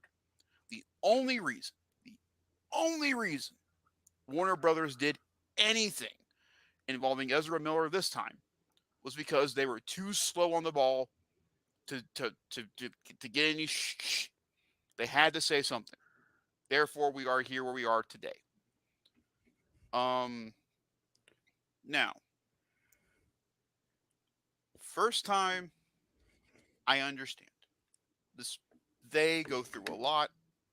They have a lot on their plate, and they need the help that they need. They really, really, really do. Because on top of what happened 2 years ago, since then they have had constant problems on set of the Flash, from what we have heard, and then we had the incident in Hawaii. I I do think that it is in both their interests and Warner Brothers' interests to find a diplomatic way of their exit from the Flash. And what way they do it, I do not know. They also have a year to figure this out before the movie comes out. Um, the thing that I worry about the most for them is that there is the press tour for the Flash when we get to it in probably late February, early March before the movie comes out. Not late March, for late April, late May, early June. And the main questions people will be asking about during this press tour will be this. Now, you and I have talked about this since then, and that they are allowed to invoke that no questions will be asked about this. That is also a very possible case. But due to their actions up to this point, they are in enlightened terms, a powder keg when it comes to press tour. They don't know what they would do or how they would react to people asking any questions in general. And I hope for their sake that they get the help that they need with whatever is going on in their personal life. We are not there with them 24/7. We don't know why they reacted the way they did or why they felt the way that they felt when things were happening during the events on that Sunday evening. Um, Warner Brothers did not know what to do regarding Fantastic Beasts.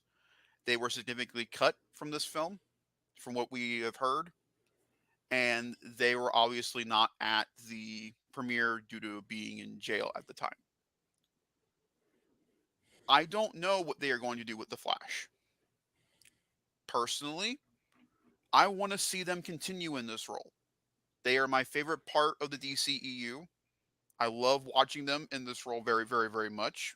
And I'm very excited for their movie.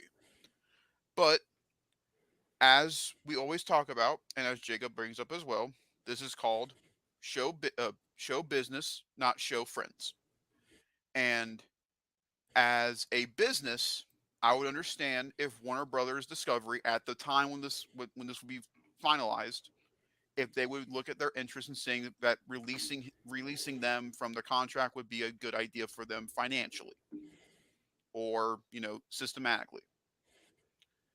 As a fan, I want them to be able to figure this out by then, figure out what he needs his help with, and by that time we can move on from this and just go forward. I am personally happy that Warner Brothers is doing something, but again, I don't think they're being extreme into pausing projects with them moving forward until they can figure out their situation. And that's how I feel about the Flashpoint paradox. Jacob, how do you feel about this I situation? have no opinion. I don't really have an opinion about the situation at hand. Hmm. Um, Or did I did I I say don't like something? discussing people's mental health and things. No. I just don't like talking about people's mental health. I'm not them. I don't know their situation and things. So I don't really think. And from a business side, they can't do anything until they at least try to go get it figured out and things. Because in a year from now, they could be a completely different person and be perfectly fine going on press and continuing doing Flash movies. You don't know. So I think it's smart to put it on pause. I'll agree. You know, with there wasn't really anything you said I didn't agree with. I just don't like talking about it. Is like I think the moral of the story with. I think you articulated it really well for the most part. But I do Thank agree you. with them for putting everything on pause. I mean, he literally can't work right now, so there's really no point Hmm. of moving forward with anything. You know, and since it has been confirmed, this is a big reason why it got pushed so far. Because, for instance, I do know one thing, and it's about Aquaman. I won't say it here as it could be an end credit scene somewhere else, but this does directly affect the whole entire sequence in Aquaman that they had to cut completely that they had already filmed because the Flash has to go out past it. So it is messing with the DCU and its time schedule and things, which is Hmm. really interesting.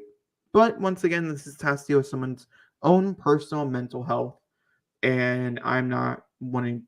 Not that I think he's going to watch our podcast, but I don't want to be a part of the reason why they say they do stumble upon it. And if we say something that is not nice or whatever, mental health, it's a lot more of a conversation. So I don't really have an opinion on the Flashpoint paradox when it comes to the actor at hand. Do you think the studio's going at all this the right way, or do you think they're going at it the wrong way? Not asking about them, Don't just have an asking about. opinion. Yeah, I Okay. don't have an opinion. I don't know the situation. Like I truly, if I knew more, then maybe I can have an opinion. But we don't know what's going on. We don't know why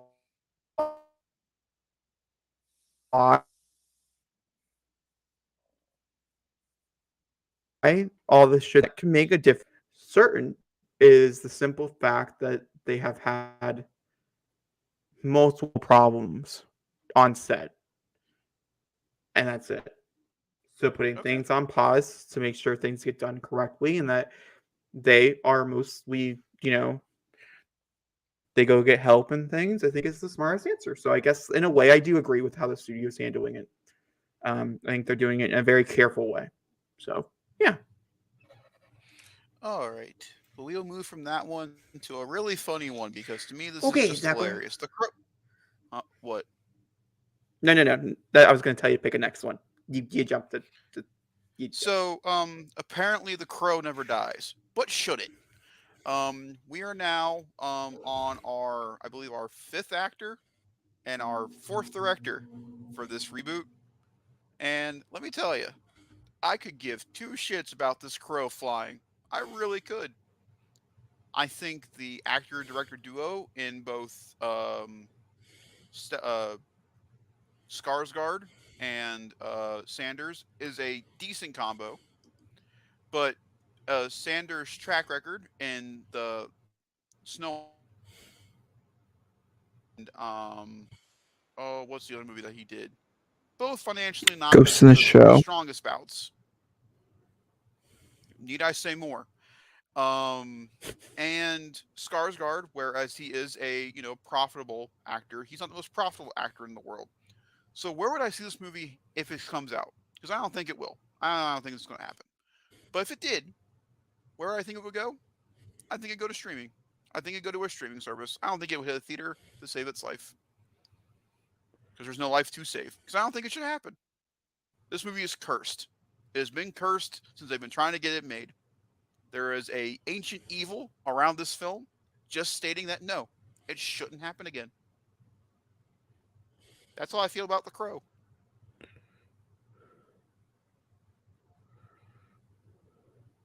Hmm. Hmm. Uh, that's fair. I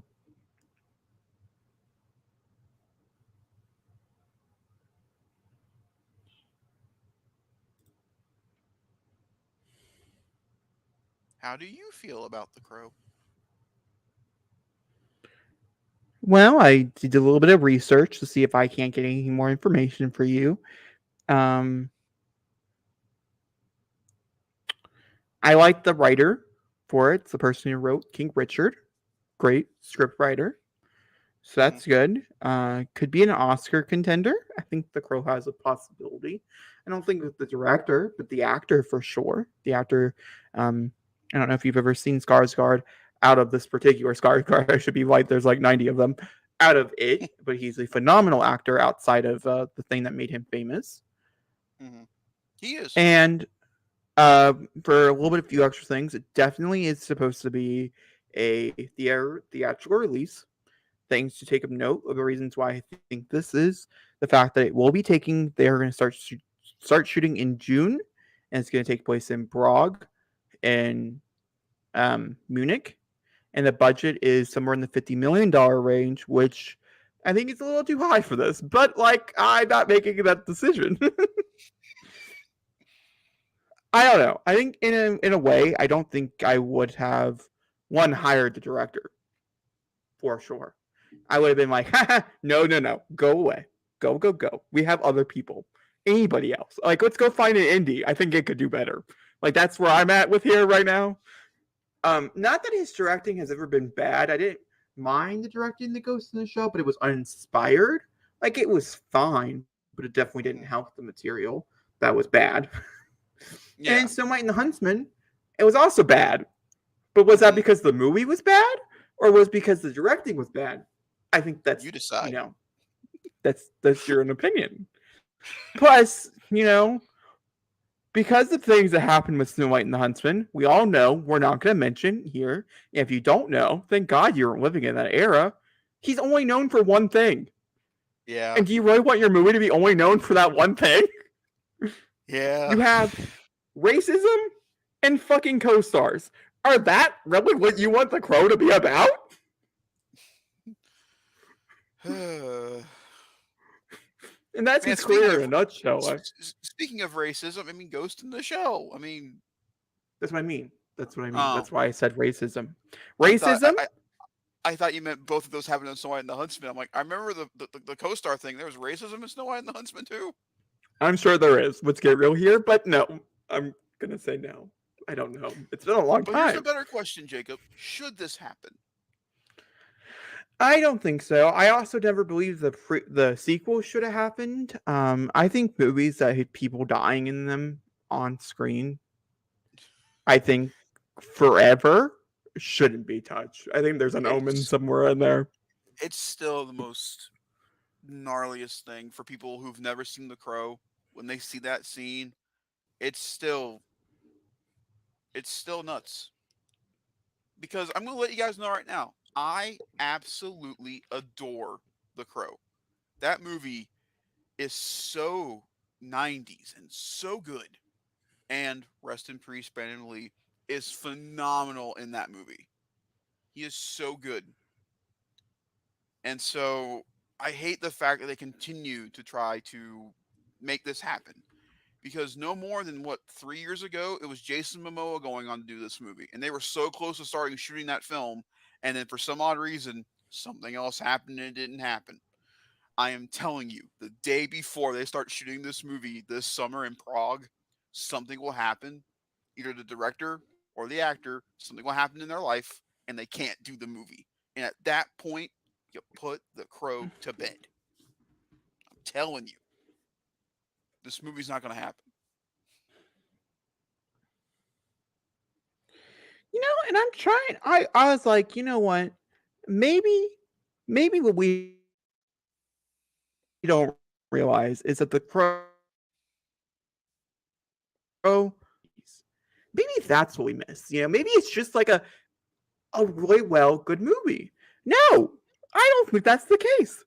It made a total of $50,693,000, which, if you guys did not know, that's pretty bad, even for the 90s.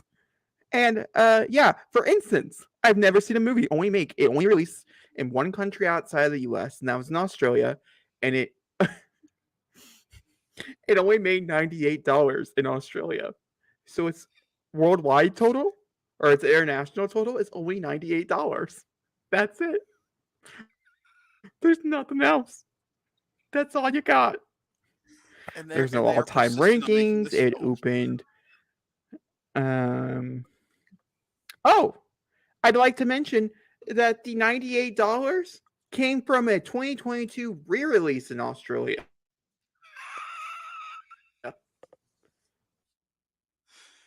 I'd like to So it, mention that because I think so that's it didn't even make any money in Australia when it came out originally. okay. But yeah, no, I don't think so. I think you leave things like that alone.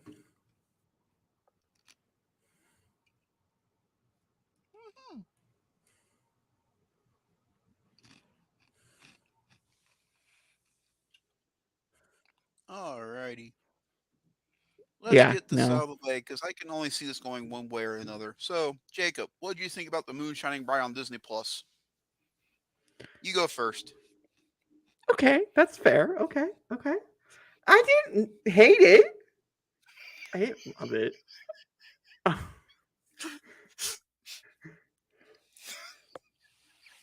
A few standout moments here. I Whenever I really see enjoy whenever I see what my they're brother shrug his shoulders, doing with even that's how I know this is about to go down.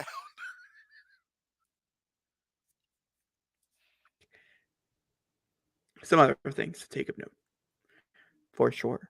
And I think Zachary might be frozen. Zachary, are you No, frozen? no, but you are lagging again. Are you back? Were you frozen? No, I would zip in and zip out again. You're lagging a little bit Okay. again. I think it's you because like my side, I don't have any of the bars. I don't think it's on. Okay, I'm gonna remove Yeah, myself and that's come back. you keep pausing and then disappearing and then pause. Oh, and he's gone. I don't know what happened. He's gone. Okay. Oh, is he back? Oh, it Hi. looks like he's back. Hi. What I did is I went out and I came back into it. Oh, Like okay. actually out. Like left the room and then came back into the room. Yeah. How do I do that? It might not do a thing, but it might. I don't know. You just leave. Don't end the broadcast. Just hit the back button on your arrow. Oh, Like just go to yeah. Keep figured it out. Okay. Well, Moon Knight was good. I'll talk about it here in a second. How you guys doing? I saw everything everywhere all at once, and it was fabulous. It's probably like one of my favorite. Like it seriously is like one of the most creative movies, and I'm very excited for everybody to see it one day. I do think it's going to be like a major contender, a major. Okay, he's back. He's back. hi. Is he good? Hi. Hi, hi. I can hear you. Yeah. All right. Hey, All you're a right. little Cool. weird over there. I'm gonna move you. Okay. All right. Oh, So your standouts there for we go. Moon Knight. You were saying that before we had to switch this up. Oh, sorry. Okay. So Ethan Hawke, I'm very curious about Arthur's character. There's a lot of things that they're doing with him that I think could be really fascinating.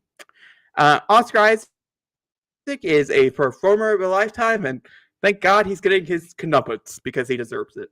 Okay, these are the standouts. What is not a standout? Okay, let's get there. I think the action is medium, in my opinion. I enjoyed the first episode. I liked how they did it. I thought it was very artistic, but also a little boring. Another thing, I, you know me and mental health, it's a mixed bag, especially when putting it against like a superhero property for sure. Hmm. Especially because we're technically dealing with multiple personality disorder, is what basically this is with superheroes and superpowers. And I Hmm. just don't think they're handling it very well. I'm going to say Falcon and Winter Soldier dealt with mental illness better so far. Um, and I don't really know how you would do this, pretty well. But also knowing certain things are coming that are going to make this a lot more complicated and maybe a little too gray in that area, I don't really know how much I'm going to enjoy it as a whole. I'm a little nervous for the upcoming episodes, I should say, based on early reviews. But I definitely liked episode 2 and things, and I liked Mr. Knight. I thought he was really, really cool, really funny, very cringy. But I also wouldn't expect anything different for sure from Stephen. And I don't like Mark. I think this is a common thing online, though. He's Hmm. just boring. It's the moral of the story. He's boring. He's really cool as Moon Knight, like the character, beat some people up, Moon Knight. But anything past the beat some people up, Moon Knight, I could give two shits about. And What do then you think of Layla is Khonshu? too new. I think it's interesting. I won't lie. I do laugh a lot at Kachu. He's Not funny. with him, but at him. No, at him. Because this is another case of the Invincibles where the voice coming outside of the thing, I just don't believe it. It's just I don't believe it. I just every time he talks, I'm like, yeah, really, this is what you sound like. Out of everything in the world, this is what you chose to sound like right now. You Egyptian goddess, this is your choice. So God, it is taking me out for sure. But he's I an still Egyptian very much god. liking whatever. I'm still very much enjoying it. It's just not up there with like I think Hawkeye was better. I don't know. This is really interesting as we're getting into new characters and things being brought in without like any type of reference to them whatsoever in the MCU. I think there's two ways you can go about this. Shang-Chi did it really well. Whereas there's like little to no references and it felt like its own property. Moon Knight is feeling the same exact way where there's little to no references whatsoever to the MCU as a tire. But I think the difference here is that Shang-Chi felt like it's an MCU property, this does not feel like an MCU property at all. And so I kind of wish there was more references to the world overall, if that makes sense.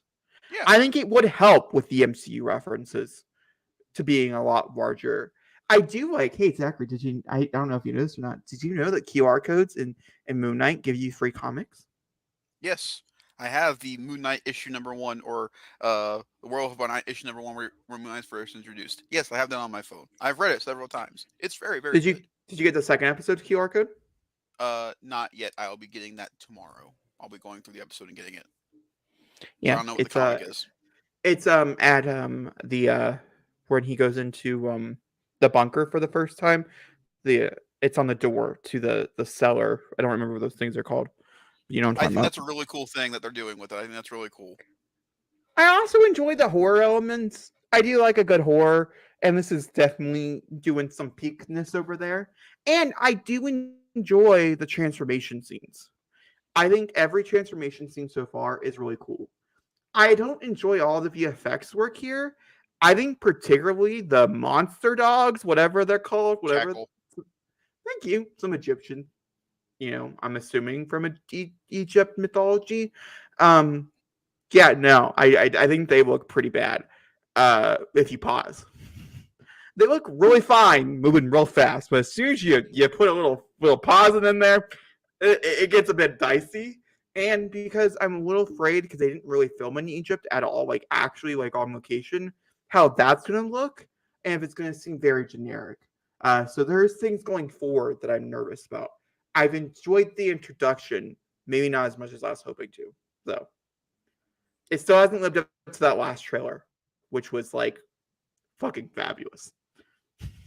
But it's only 2 episodes in. We still have a lot to go. So I'm very open to the possibility.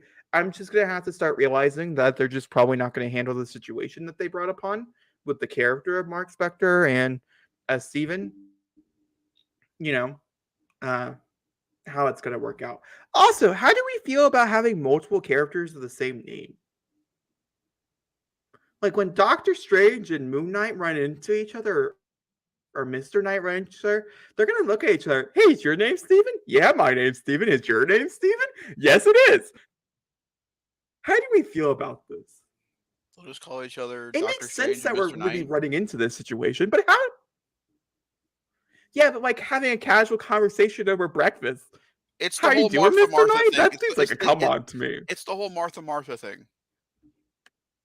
Martha Kent, Martha Wayne. I So mean, like it's like one dies, they're going to scream in agony, "Not Steven! Who's Steven?" And hold like a green specter over your face and cut a line into it. That's what you mean? never mind. Oh, BVS. What a choice that was. What a choice it was indeed. Zachary, please sing your praises for Moon Knight, as I know that you fucking adore this thing. And that's okay too. I'm not here to hate. This to me is not a great MCU show. However, this is one of the best retro 90s television shows I've ever seen. Um, from the first shot to where we end up in episode 2. This is not a great MCU show. Just how I feel about it. It's not a great MCU show at all. Um, Sorry.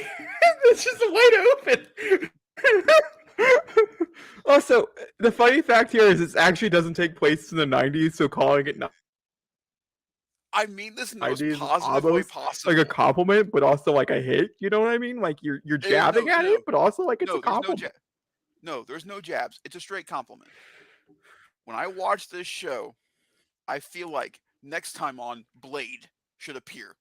That's how I feel about this show.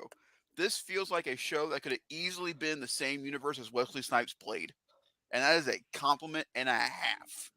Like Blade 1, Blade 2 level, that's how I feel about this show. Um I have positives and negatives. We'll get my negatives out of the way first. Um I hate how long the credits are in this show. They could have given the show so much more time and cut those credits down by like 2 minutes. Um I don't like the fact that so far, for a character based in Egyptian lore, there are not a lot of Egyptian people in this show. I find that very, very weird. You know, you would think by this point, you would think by this point that, Hollywood would go, okay, make sure we have representation for the people that we're going to go see. And I swear to heavens, if we Yeah, get to like a Egypt part in of me episode 3, feels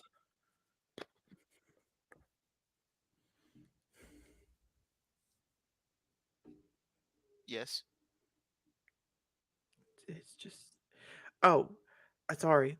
I didn't mean to interrupt you. That's why I stopped talking because I realized it was rude. I was just going to agree with you and add that I think a part of me, even though I'm enjoying Ethan Hawke so much in this, that maybe the bad guy should have also been Egyptian. You know, Should but like but but but wouldn't that maybe. mean that in that then the show based in Egyptian lore, where we go to Egypt, you make the bad guy Well, here's Egyptian? the thing. Here's the thing. That's bad. I do agree. They should have done a Shang-Chi.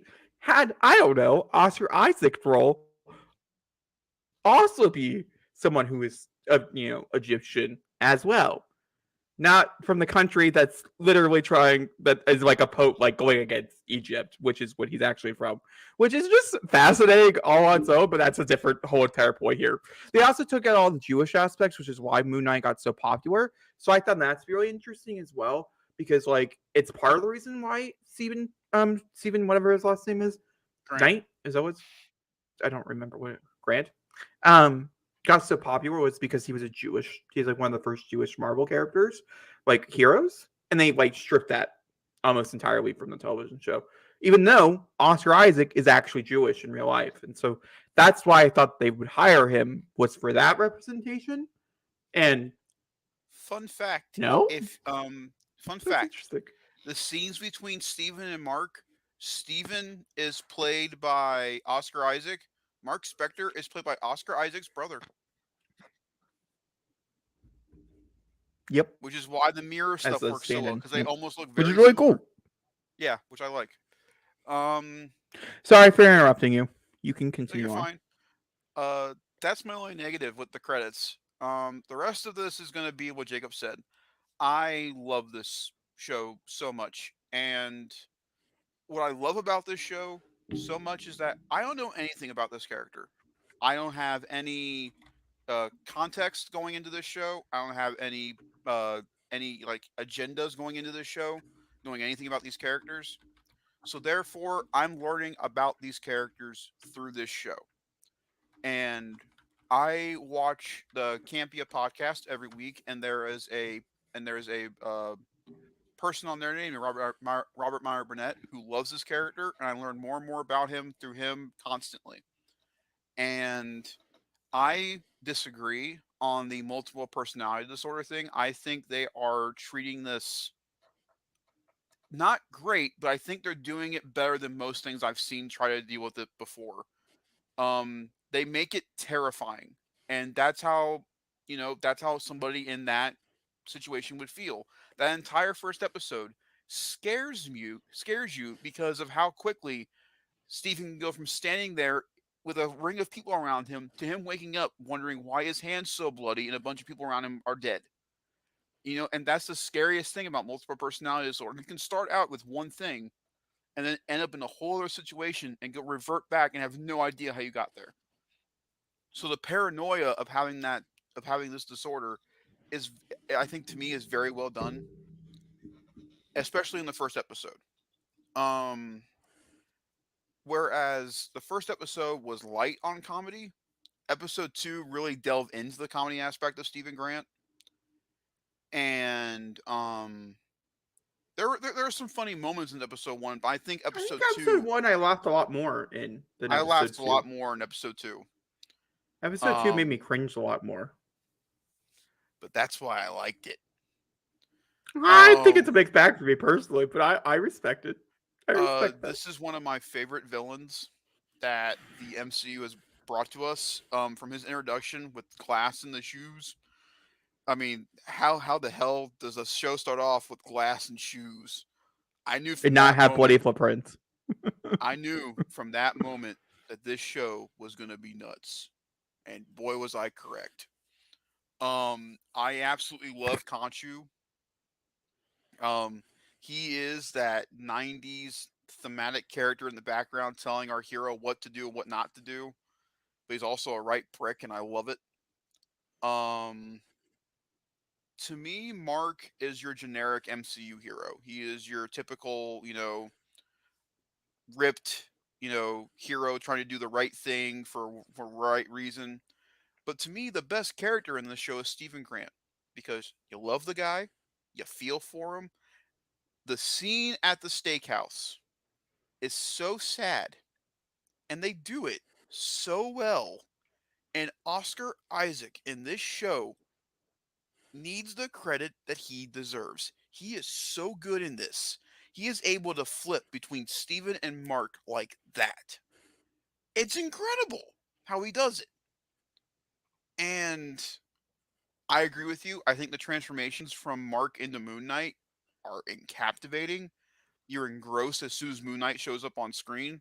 Now, they Also, did. the falling into tonight I thought was really cool. Him Mhm. falling from the building in episode 2 And into becoming and Mr. he does Knight. the superhero landing, but it hurts, so he falls over. You know, I really like that. I enjoyed those moments. Um, but bringing up Mr. Knight, when you see those posters first come out for the show with him rolling up the sleeve, you're like, "Oh shit, here comes a badass. He's gonna freaking rip people up." And then he goes, "Fight like a tiger, sting like a bee. My name is Steven with the V." I'm like, that is a moment I will never forget. It is so funny, and he gets that good wallop in. And but I love Steven's conviction when he finds out what Mark really is and what he's done to people. I love the fact that Steven sticks his ground. I was like, no, I'm not giving you back control. I've seen what you've done to people. That's not me. I'm not going to let you do that. And I, I can't really say anything about Layla simply because, like you said, she just showed up. So I don't know how her character is going to go throughout the rest of the show. But I liked her presence in episode 2. I think she brought something extra to the show. I think her and um, Mark and Steven, all three work off each other very, very, very well. The jackals, I will agree with you. In some shots, they look absolutely fantastic. In other shots, they look like four-legged shadows with eyes. Um, but my favorite scene of both episodes is the ending of episode 1, when in the beginning of that sequence, the monster is chasing Stephen. But by the end of that, it is the monster is being killed by Moon Knight.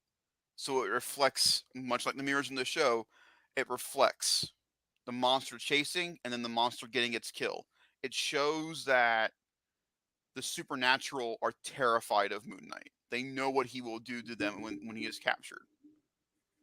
And I love the fact that the MCU is dabbling into the supernatural aspects now.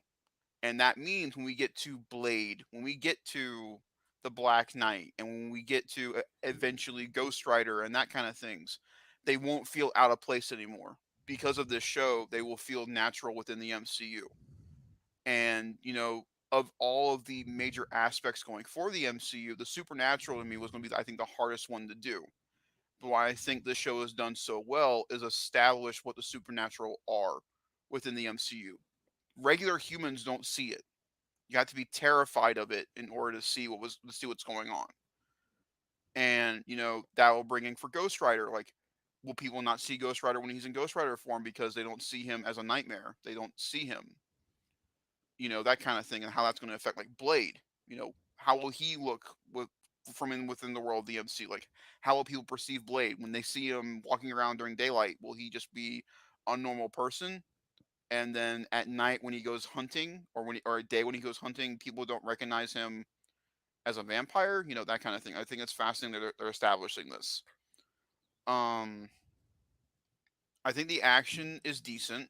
It's not the best in the world. Um, I think the writing is very good in this show. I think it's well written. And both episodes were directed very, very well. I think the directing and writing in both of these were both really good. Um, I'm very excited to see where we move forward. I know that reviewers only got the first four, and that episode four ends on the wackiest cliffhanger ever. And so I'm genuinely curious, what made them decide to give them four episodes? Like, what was their reason? Because that's weird. You never hear that really. Um, but no, is this a great MCU show? Not at all. Is this a great '90s action thriller with intrigue and mystery? Absolutely. And so I am very curious to see what we get by the end of this series. I still hold to the fact that Blade will probably show up in this show before the end of it. I really do. I think this will be where Blade makes his introduction. Is by the end of it. That's my theory for this show. I don't Or really we get a know hint at because I do know that Blade is a um.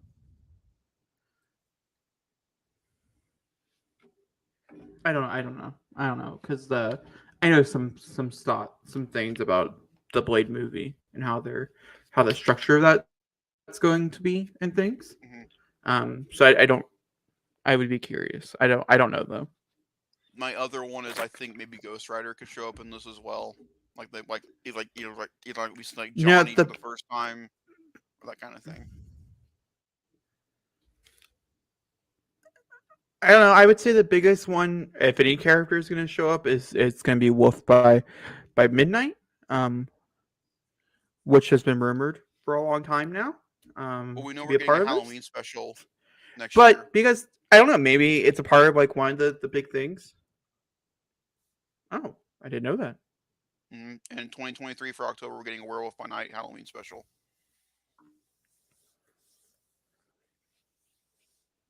Interesting. All right. Well, that's Moon Knight. I think we talked about it pretty thoroughly. In 2 weeks, Mm-hmm. we'll talk about the next two episodes and so forth and so forth. I think this works out really nicely and things.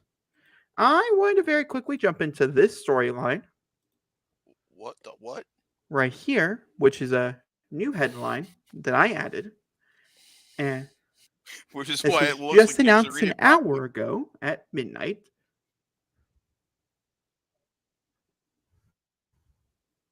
Yeah, you can actually tell what the actual storyline is if you're watching it. Yeah. Yeah, Zachary doesn't understand that concept. That's fine. We're not trying to sell. We're not trying to get clicks here, but whatever. He's a clickbait writer. You know how it goes. We all know those people. And so Brie Larson joined another franchise and an undisclosed character in a brand new movie, and that is she'll be a part of the Fast and Furious world. She has joined Fast 10, and Vin Diesel just announced it on his Instagram an hour ago. It's official. They're bringing over the Marvel characters. Captain Marvel's coming into the Fast and Furious franchise. Any They're gonna thoughts? fight Aquaman.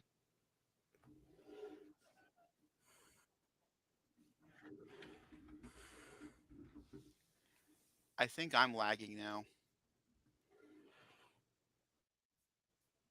I think you have been lagging this whole time.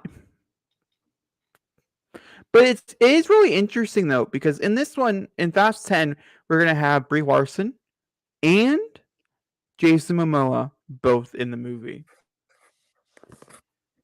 So it's like Aquaman meets Captain Marvel, Pretty much. which is interesting. I'm curious to see who she plays. The cast is already super massive, so um, I'm curious. I do wonder if this is a part of them setting up for one of the spin-offs they want to do, which is a Letty movie where they run around, like how they have A-Force and that type of thing. They want to do a female-centric Yeah. Fast and the Furious movie, and I do wonder if that's why you would bring in Brie Larson, as that would make a lot of sense to me personally. So I do wonder who she is, what her purpose is, as it's an undisclosed role, and things are those lines, because this is the final movie in the Fast, by bringing a new character in the end, if she's not playing like a villain or something along those lines.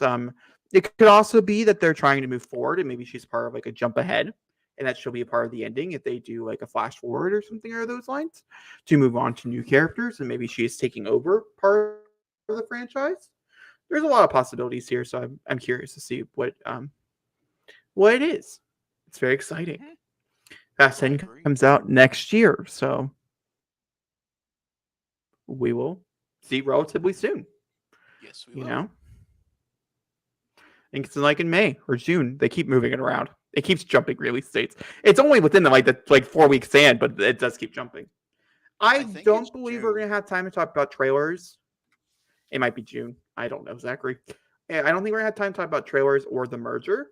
So if there's any more information for the merger, we'll bring it up in the next podcast as more and more things come out about it.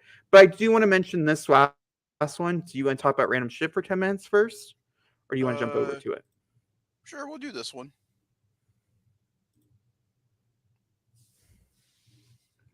All right. 10-minute timer coming right up. Let me know when it goes. There we go. We're good to Alrighty. go. Let's see here. Holy shit, Lego Star Wars is fucking amazing. The delays were well worth it, let me tell you. That game is just, it's perfection. It's absolute perfection. If you're a Clone Wars fan, you get some dream moments for certain actors. Let me tell you, you get some dream moments I never thought I would get to see as a Star Wars fan. But something happened that I never thought would happen. I enjoyed my time with Episode 2. I never thought that would happen, but it did. I enjoyed Episode 2 more than my time with Episode 3, which is weird to say, but I did. Highly recommend it. Highly. That's cool. Star Wars is going to become a pretty big part of our channel coming Yes. here soon. And if you want to see me play through one, I'm going to post a poll up on my Twitter, picking 3 games, picking one from each trilogy, and that's what we're going to be playing on stream with Zachary as soon as we finish the Batman. So that will be coming up here relatively soon as well, and you can be a part of that choosing factor as well if you want me to play a certain game. So, I'm going to so pick whichever ones I let think will be the most interesting, I should say.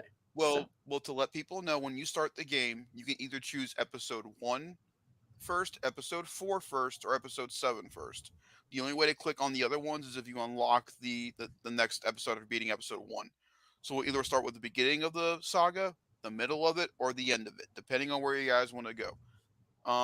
Yeah. I started in chronological order, and that's how I enjoyed it. Yep.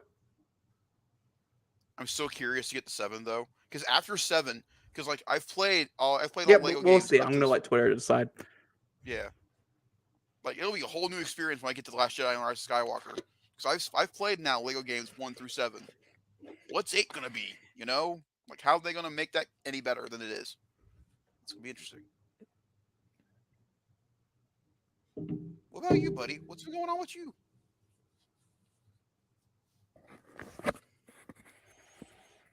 What has been going on with me? I saw a movie that I already talked about while you were gone, so I beat the punch to that one.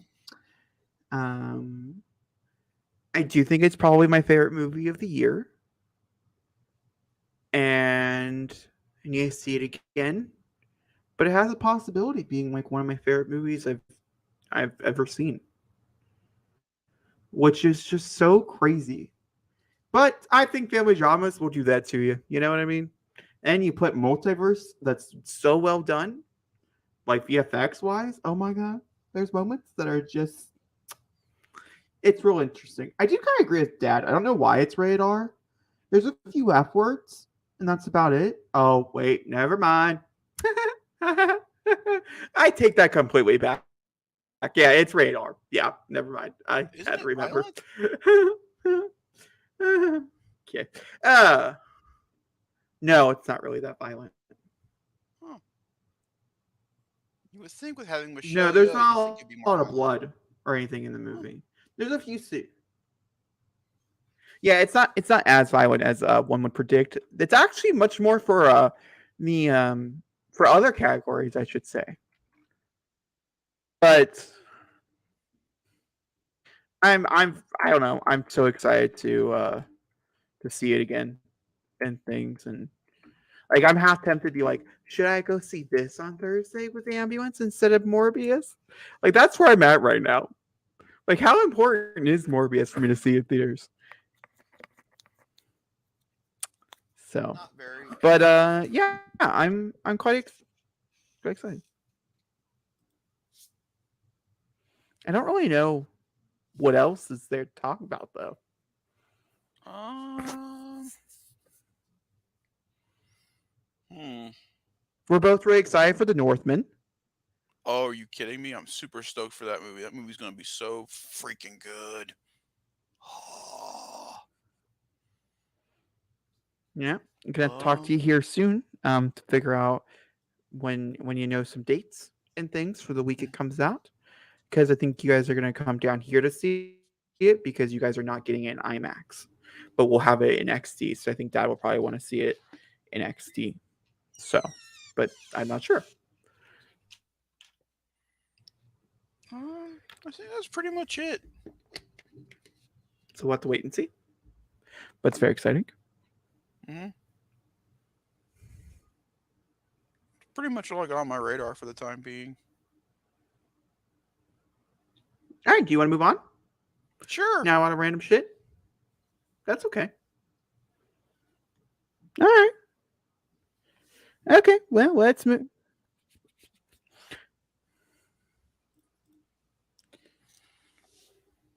Do you want to start this, or do you want me to? This is sad. I know information about one of the people I think we're talking about, but because you're not very specific in your headlines, because you started, so we know exactly what we're talking about, Zachary. Sure. So, uh, a couple of things happened over the past 2 weeks involving two actors. One being really, really sad, but one, you know, but they're both in, in happy thoughts as well. Bruce Willis has officially retired from acting due to some medical issues he's currently going through, which is very, very sad to talk about. But today, I want to talk about him and Jim Carrey, who is in potentiality from retiring from acting, and I want to talk about their legacy that they left on Hollywood, and what they fundamentally did for both action and comedy, and how they left an imprint on, I think, both yours and mine as as a movie fan. I mean, when you think about Bruce Willis, you think of Yippee Ki motherfucker. You instantly think of Die Hard, and you think of Armageddon. You think of oh man, the movie with Mia from Resident Evil. What's the movie called? You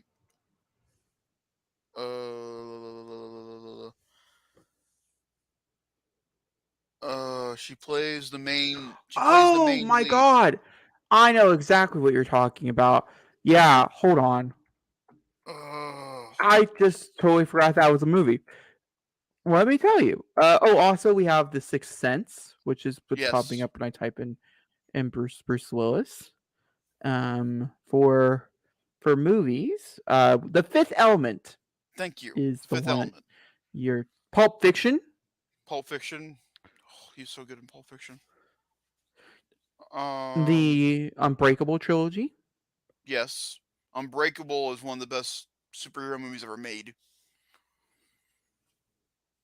Um, when you think of Bruce Willis, what do you think of when you think of him?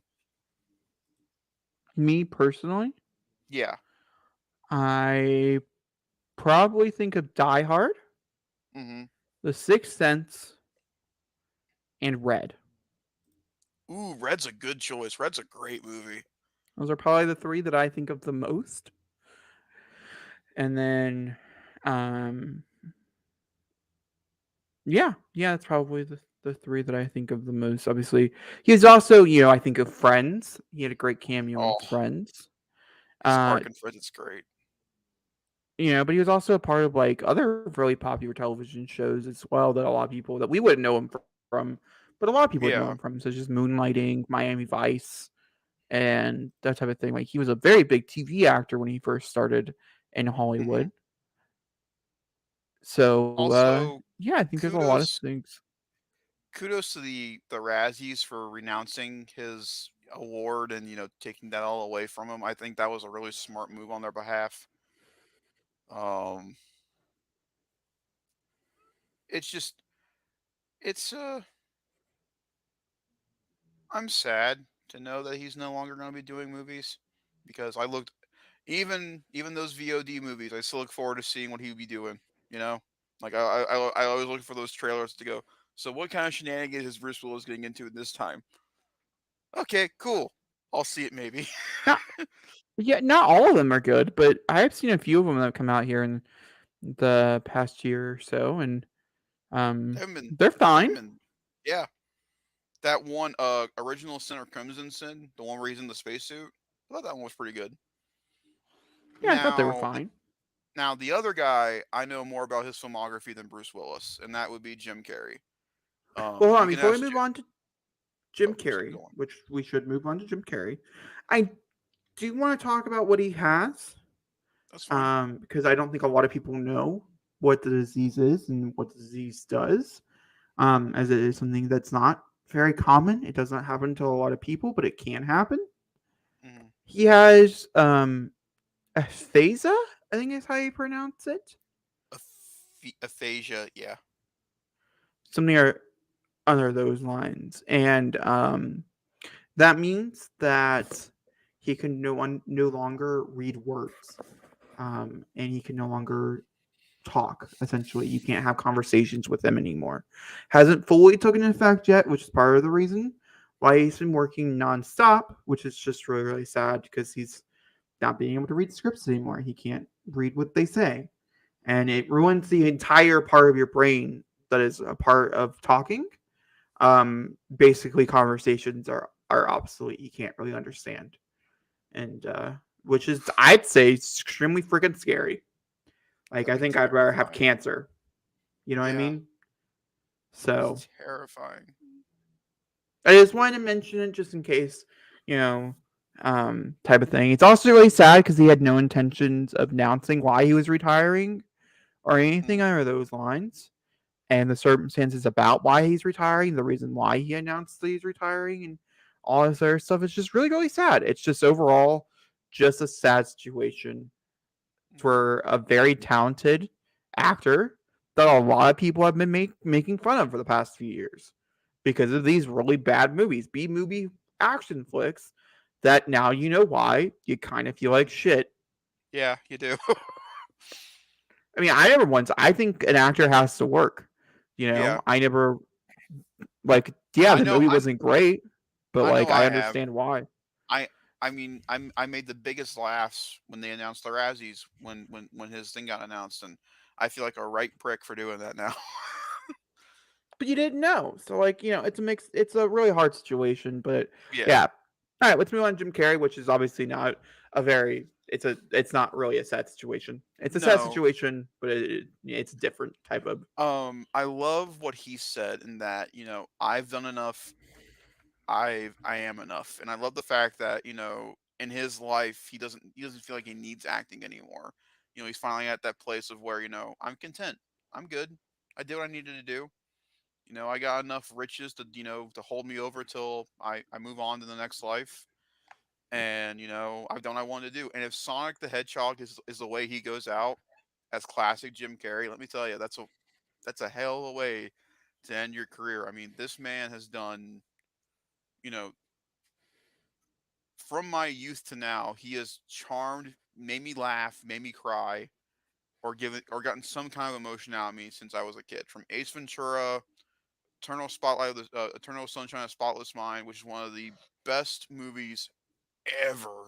If you've never seen that movie, be prepared, but definitely go watch it.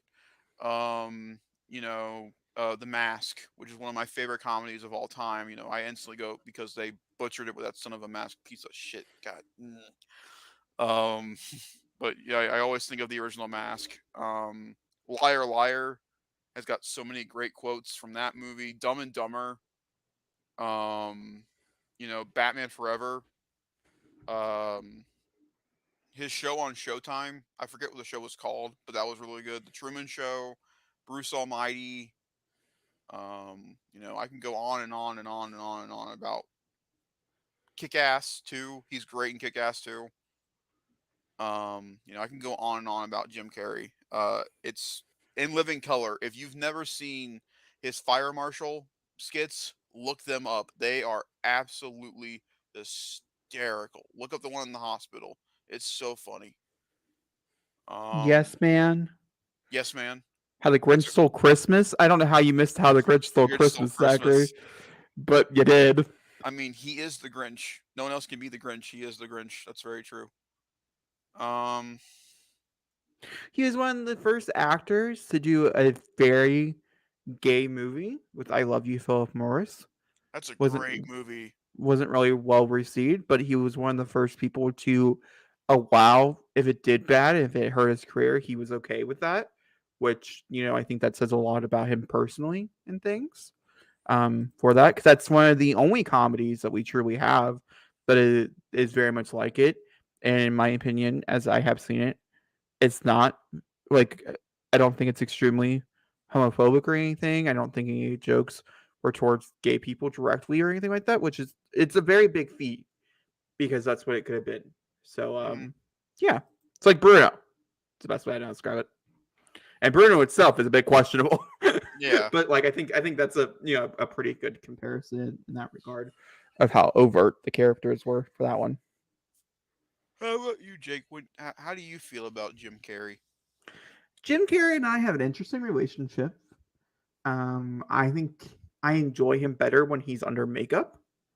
For his more comedic roles, his more dramatic roles, I do think he's a really good dramatic actor. I also think he's really funny. But here's the thing: Jim Carrey, just like you talked about, we grew up with him. He was a household name for us. Hmm. I think we had probably seen every Jim Carrey movie just because of the fact it had Jim Carrey in it. Hmm. And that's a statement to him. It's a statement to the type of humor.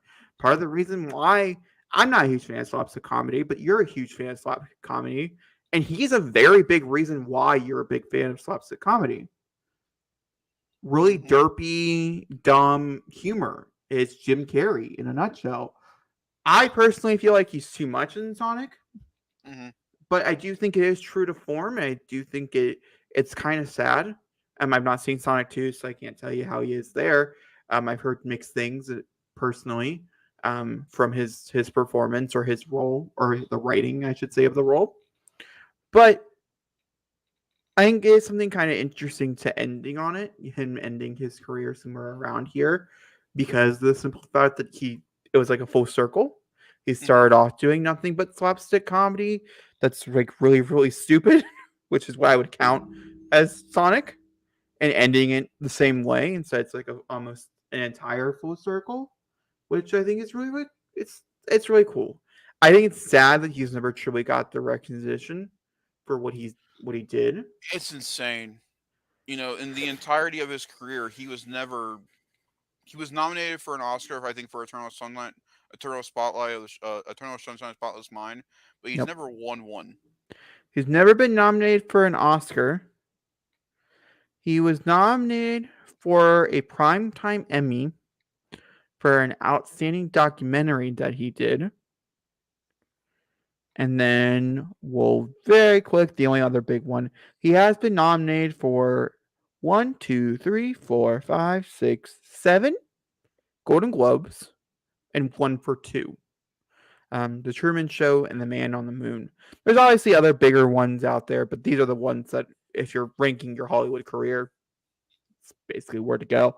And a lot of people do believe he should have been nominated for The Truman Show, He's so good in that movie.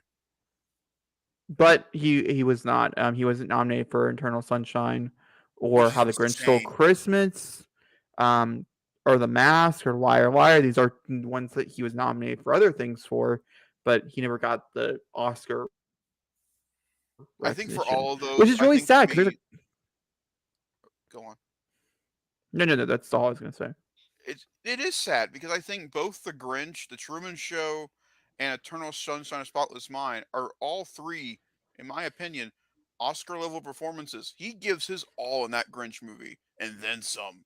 He is so, so, so good. But to me, when I think of comedy, I think of two people.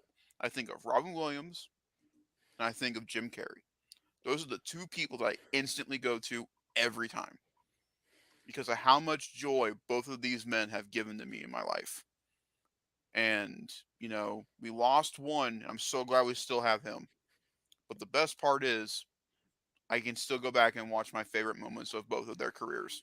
And if Jim's is ending, then good on him and continue to do well in life. He's a great painter, from what I understand. He loves to paint now. Oh, And Sonic 2 is opening with between 67 and 69 million this weekend, which is a pretty good flex. hmm I think we talked about this last time. We might not have, but the original Sonic came out right before the pandemic, like right before the pandemic.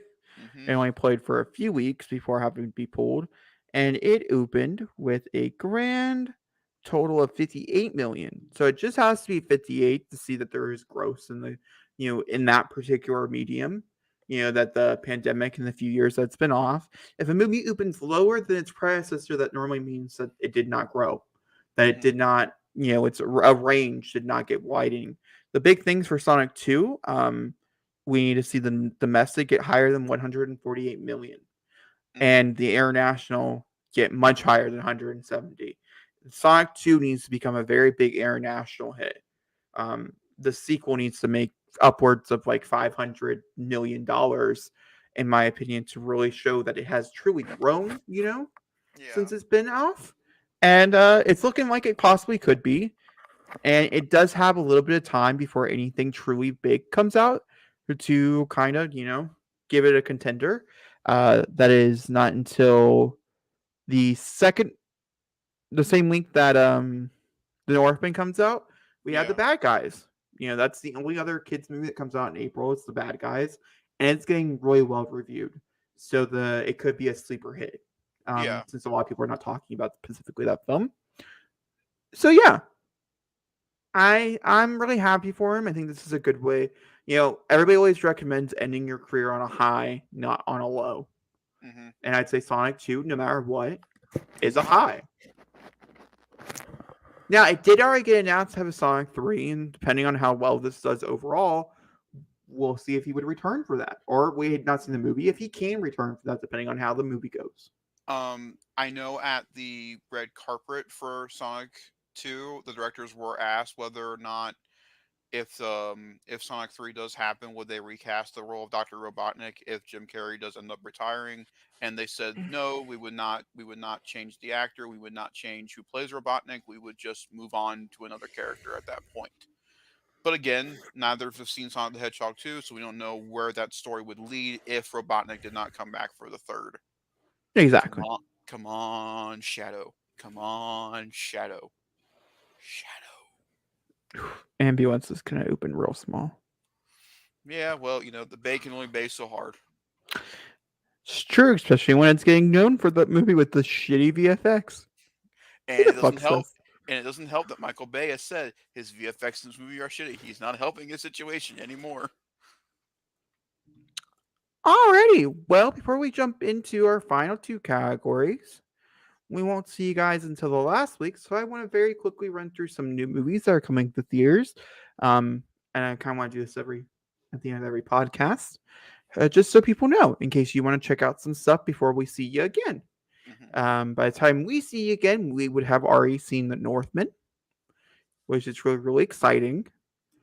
This weekend, the only really movie that comes out, we have two. We have Father Stew, which is a dramedy with from Mark Wahlberg. Mark Wahlberg, which is going wide. That's why I'm only mentioning the wide ones, and also Fantastic Beasts and the Secrets of Dumbledore also hits, which that's a very interesting one. We will be talking about it based on its money wise next time we see you, as it will be in its second weekend by the time we talk to you again. So we'll see how well that does. April 22nd brings 3 movies to the multiplex. So also, if there's any movies that you're planning on seeing, this would probably be a good time to go see them. I know the Batman's going to be going away in a lot of theaters. Uncharted will be going away. Hmm. There's a lot of movies. Spider-Man will officially be leaving movie theaters, I believe, this month. I think this is the final month for Spider-Man. Yeah, I agree. I feel like Morbius will probably be gone before you know it as well, just because it's not doing so well. So try to get on the ancillary market as soon as possible, probably is what Sony's thinking. But we also have the 22nd, we have the unbreakable weight of massive talent, I cannot which wait for this movie. looks very good. It looks so good. We have the Northman that comes out the same weekend. That'd be a great double feature, wouldn't it? And then we also have The Bad Guys, which is the new kids movie, which will be the runner up. And we'll see how well. They're all opening wide, so they'll all be everywhere that you can see them and things. And yeah, and then that's it. Let's go ahead and talk about what we have been watching. And then Zachary will announce his movie commentary. And then we'll close out this very long podcast. So, Jacob, what have you been watching? I've only been watching 2 things. A Minecraft series on YouTube. I probably spent over 20 hours watching that. And then Elite, season 4 and catching up because Elite season 5 came out yesterday, which is a Spanish drama on Netflix. By the way, anybody curious? Yes, Netflix did raise its prices for April, and it's now a total of $22 a month for anybody who is curious, because I think someone should know for my own sake, because that was sad when it left my payment. That's it, though. Yeah, I with everything going on here and stuff. Yeah. Oh, okay, hold on. You're right. Let's go through what I actually have been watching. The true answer here. I've been watching Barbie movies. I watched Barbie and it was A Mermaid's Tale 1 and 2. I watched Barbie Spy Squad. Which honestly, if you like spy movies, I kind of recommend. I think you would probably enjoy. Maybe not fully, but I think there's something there that would be enticing for you. I watched. What else did I watch? Barbie and the two cities, two dreams. It's a Netflix original. Watched all the Barbie Netflix originals. Watched a few of the TV shows. And then there was 2 other movies from Barbie that I also watched. Yeah, so that's what happened. I also started the new TV show for Barbie. We watched the first episode and a half. Just came out on Friday as well, and it features predominant gay characters in it, and a predominant black family. Which, you know what? I'll take the progress road. Also, if Barbie and Barbie don't end up together, this is only for Barbie fans out there, which I know there's probably none of you over here. But if Barbie and Barbie don't end up together in the end of this, I'm gonna be so fucking mad. They're talking about breaking up. They're meant to be together. Ken can take a break. Sorry, I'll digress. I've already been talking about it on Twitter. Me and the director have been talking about it on Twitter. What? It's official. We need to get an interview on this show about Barbie. It needs to happen. Yep, my tweet in the Barbie universe, the Barbie fans, kind of went big. So What's the director's name? I don't know. He's a gay director though. Yeah, because the Mr. Barbie Big City, Big Dreams one was really well directed. There was a lot of artistic flair for an animated film that I was super duper impressed, and so I tweeted about it. And also in that tweet, I went on a big rant about how Barbie is now bisexual and that she deserves to be with Barbie, and there's a whole thing. And they're just reiterating this more and more. I just want to say with the series. So, Weekend Movie Bros fans, tweet at the director of the Barbie shows and Barbie films and let him know that we, the Weekend Movie Bros, want to interview him on this show. Personally, I want to see this interview go down now. I really do, because you brought this up. Tweet at him. Tell him, hey, the Weekend Movie Bros want to interview you for their show. We'll let you know. Very well then. Zachary's been aggressive there, but Zachary, what have you been watching?